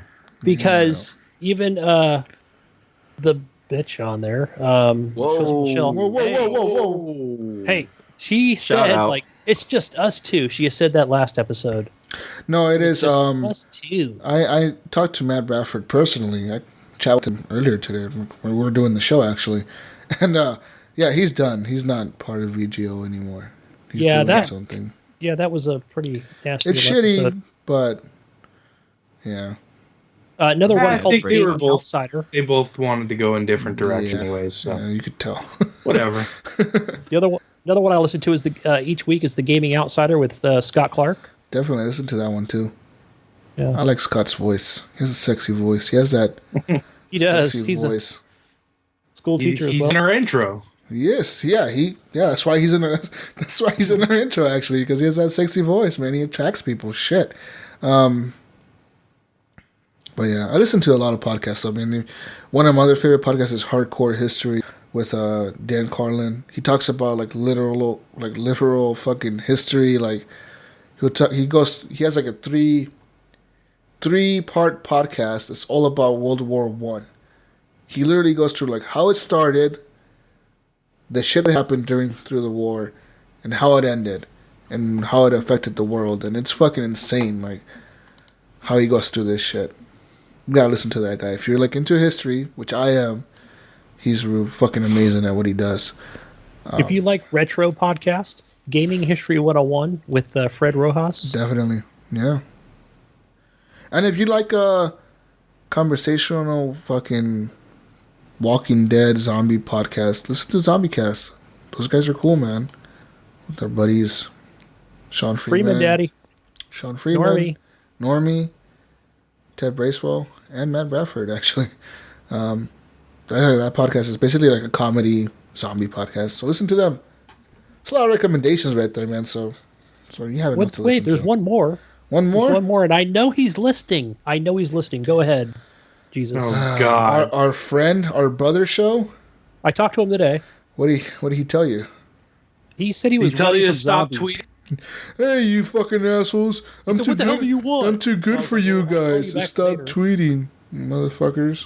Yeah, listen to a horribly awkward. You listen to those guys or that guy. He's in a competition or something. He's in some kind of competition. Oh, that motherfucker's weird. He What doing is it some with weird who gets laid competition first, or shit. what? Like some weird podcast competition. I don't know exactly I how think it's it going to work. involves drugs and sex. I don't know. It might. I don't know. I don't know how Himes is gonna win this one. I don't think he got himself too deep. I don't know what that guy's. It'll been be up to. interesting to watch, anyways. See what happens. Listen to him. He's basically our brother show. Like literally, like I consider him Yeah.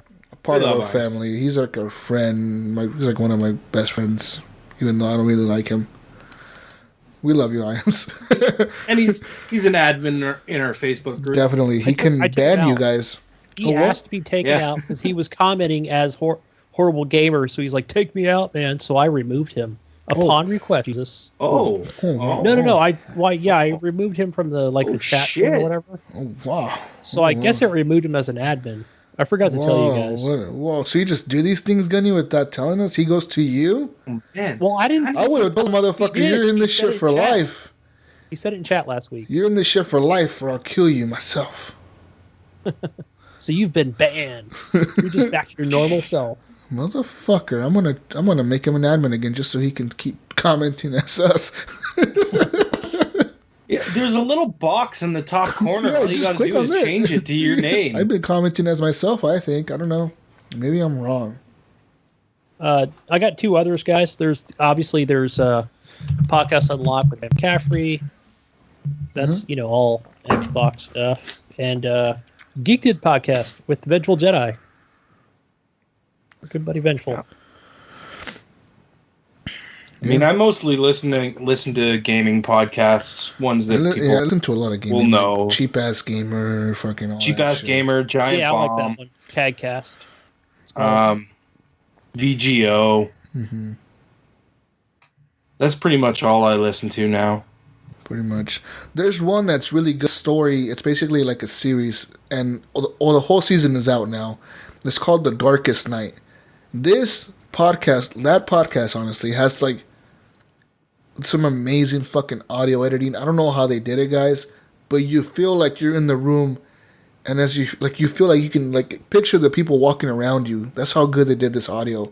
It's honestly one of the craziest podcasts I've ever listened to. It's a story of like how these people are like part of this. It's like a story. Just listen to it from the beginning. And if you don't like episode 1, then don't listen to the rest. But it's called The Darkest Night or The Darkest Hour. But I think it's called The Darkest Night. You'll see it as like a 10 episode season 1 series. It's really fucking good. That show's fucking. It's like the No Sleep podcast, but like the editing on the audio, it's out of this fucking world. Cool shit. Anyways, last question, guys. Enough of the plugging other podcasts on our show. The last question. Jonathan Hall asks, when the hell are we going to get cross-platform gaming between Sony and Microsoft networks? Never. Is there a game? Is there a game that could strong-arm them to do it?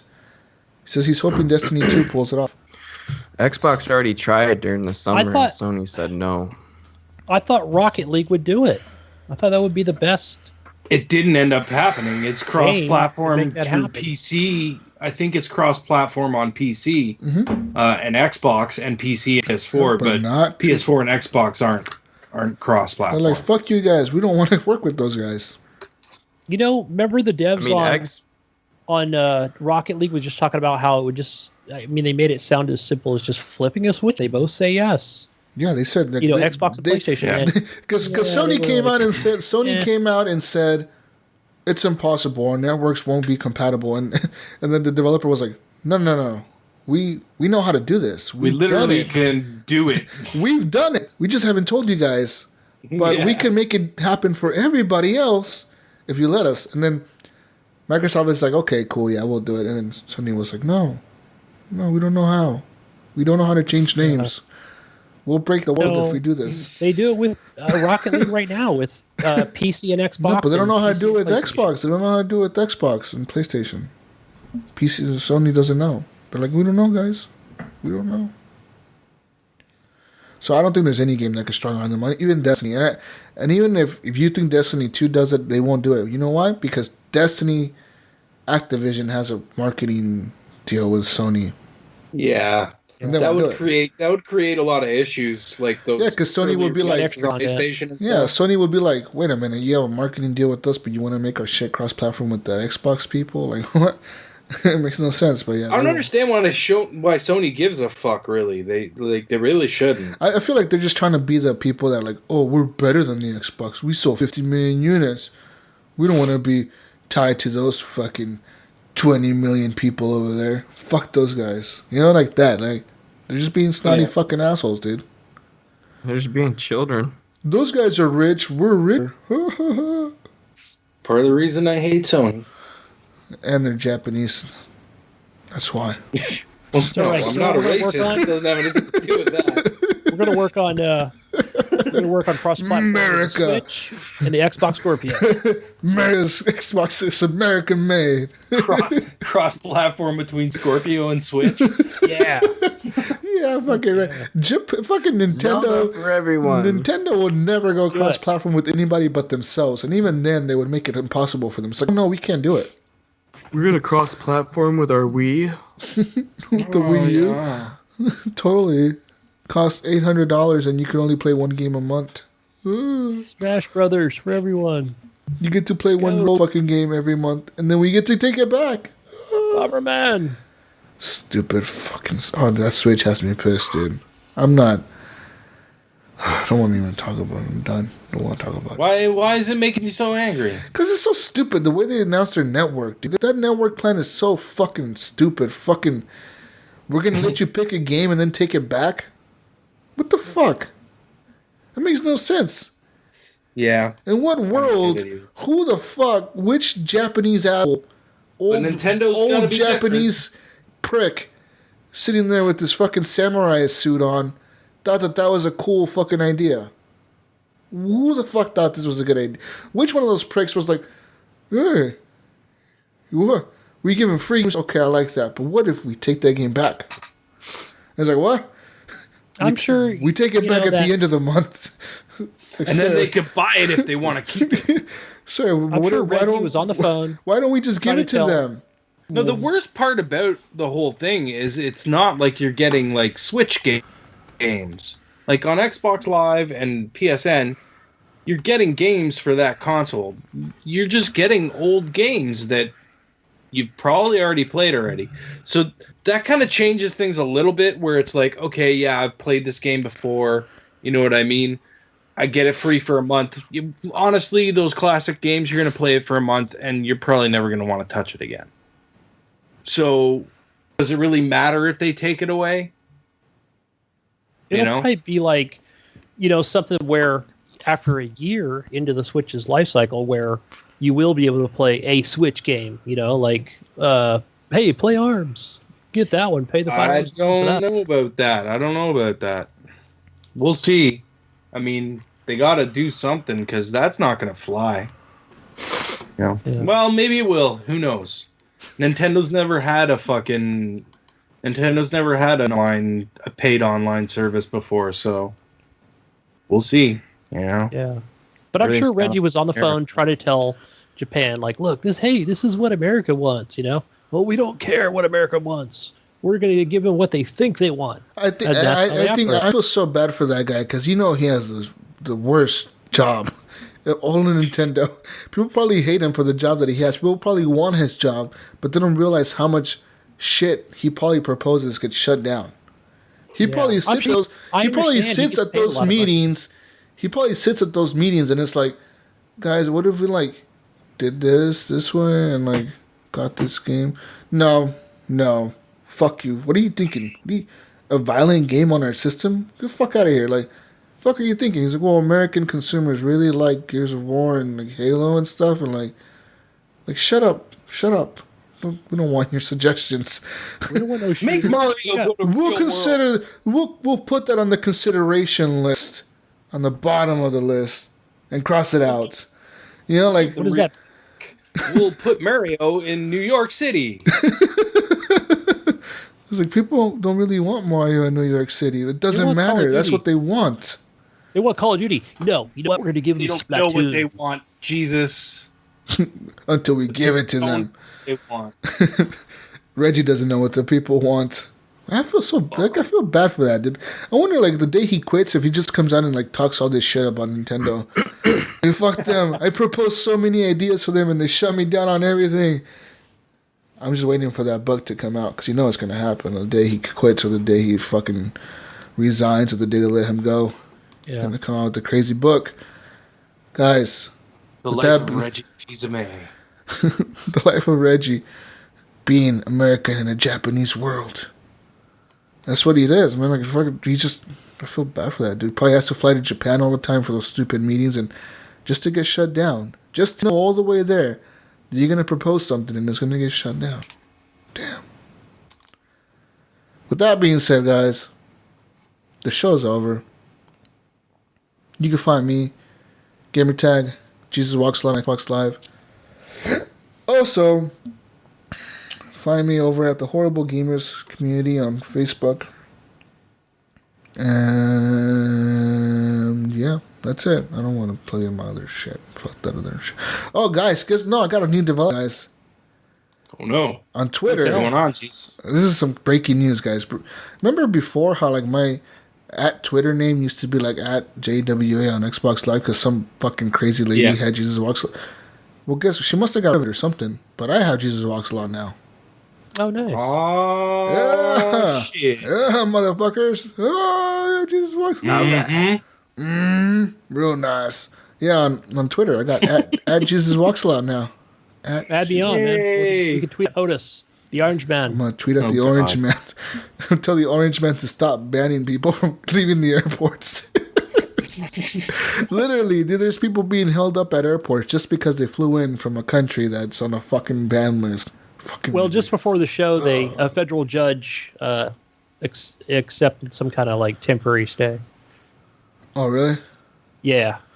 Okay, because they were like running around the airport going crazy, and protesters were. Well, there's people literally like that work in countries, foreign countries, and they came here and they're U.S. citizens, but they can't leave the airport because they came in from that country. We're like, no, you can't come out of the airplane. We're sorry. You stay there. We'll let you know when you can leave. That's if you think about it too, it also screws over the people that do missionary work for other countries. So like if they're coming back to the States, they're going to have to get held up. It sucks for them. They've been serving in a different country for so long and they get to come home and nope, you just got to stay right here. You can't go. But guys, all hail King Trump. Yeah, America's already King Trump. America's already 10 times greater than it was last week, guys. I feel it great. United States of Trump. So great. The best. My God. It's the greatest in the world. Hey, Gunny. Where can people find you? Find me on Xbox Live, Gunny Chief. Yeah. GUNNYCHIEF. One word. Also on Steam, the Gunny Chief. And find me in the Facebook group, Henley Merrill. What about you, Eric? Where do they find you? You can find me on Xbox Live, Saint Nicholas, all one word, and then Epic Kirk. I like this meme Evan made about you. I seen that. That was good. Me, I'm going to sell my PS4. Me to enter me. Never mind. And it has Eric's face on there. Yeah, that was good. Good job, Evan. Oh my God. Fucking Eric,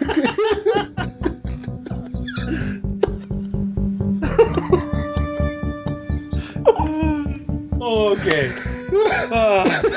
You can find me on Xbox Live, PSN, and Steam under Gib8777. And what do we say, Jesus?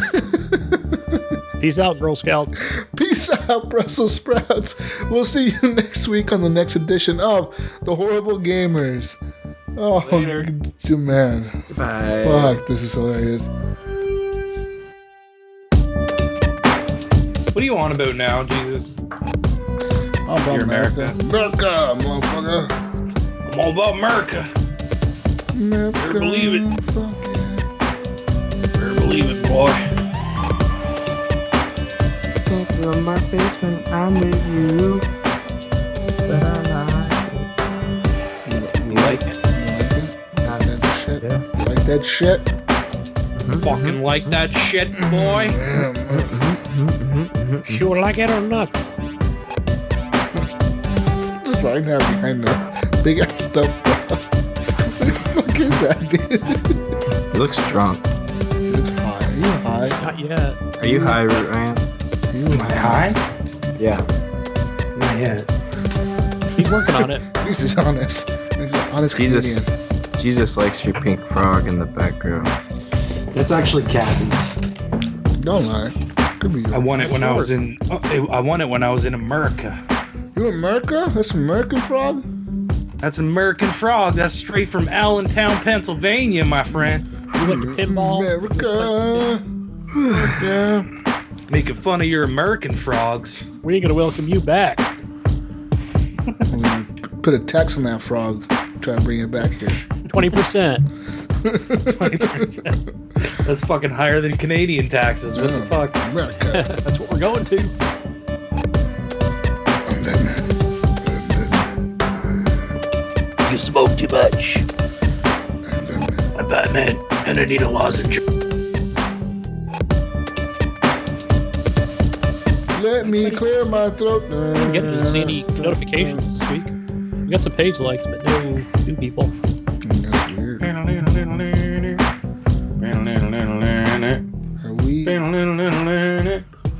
Let me clear my throat. No new members, guys? Yeah. Bitches. You can't get another package. No, you only get one package, and it's on its one way. a year. You get one a year. No, you never get another one. Disqualified for life. Like later on, like 5 years from now, I'll be giving away some fucking crazy shit. Like everyone's like, "Fuck! One time I won that one package." Now they're giving away Xbox Scorpios. Now all I got was some fucking shit in a box. I got a bunch of knickknacks they didn't freaking want anymore. Fuck, bro? You kicked it off, Evan. That's all you need to know, buddy. You get the glory of It that. keeps getting better and better and better. Giving away You just got cars the and shit. worst of the stuff. Oh, fuck.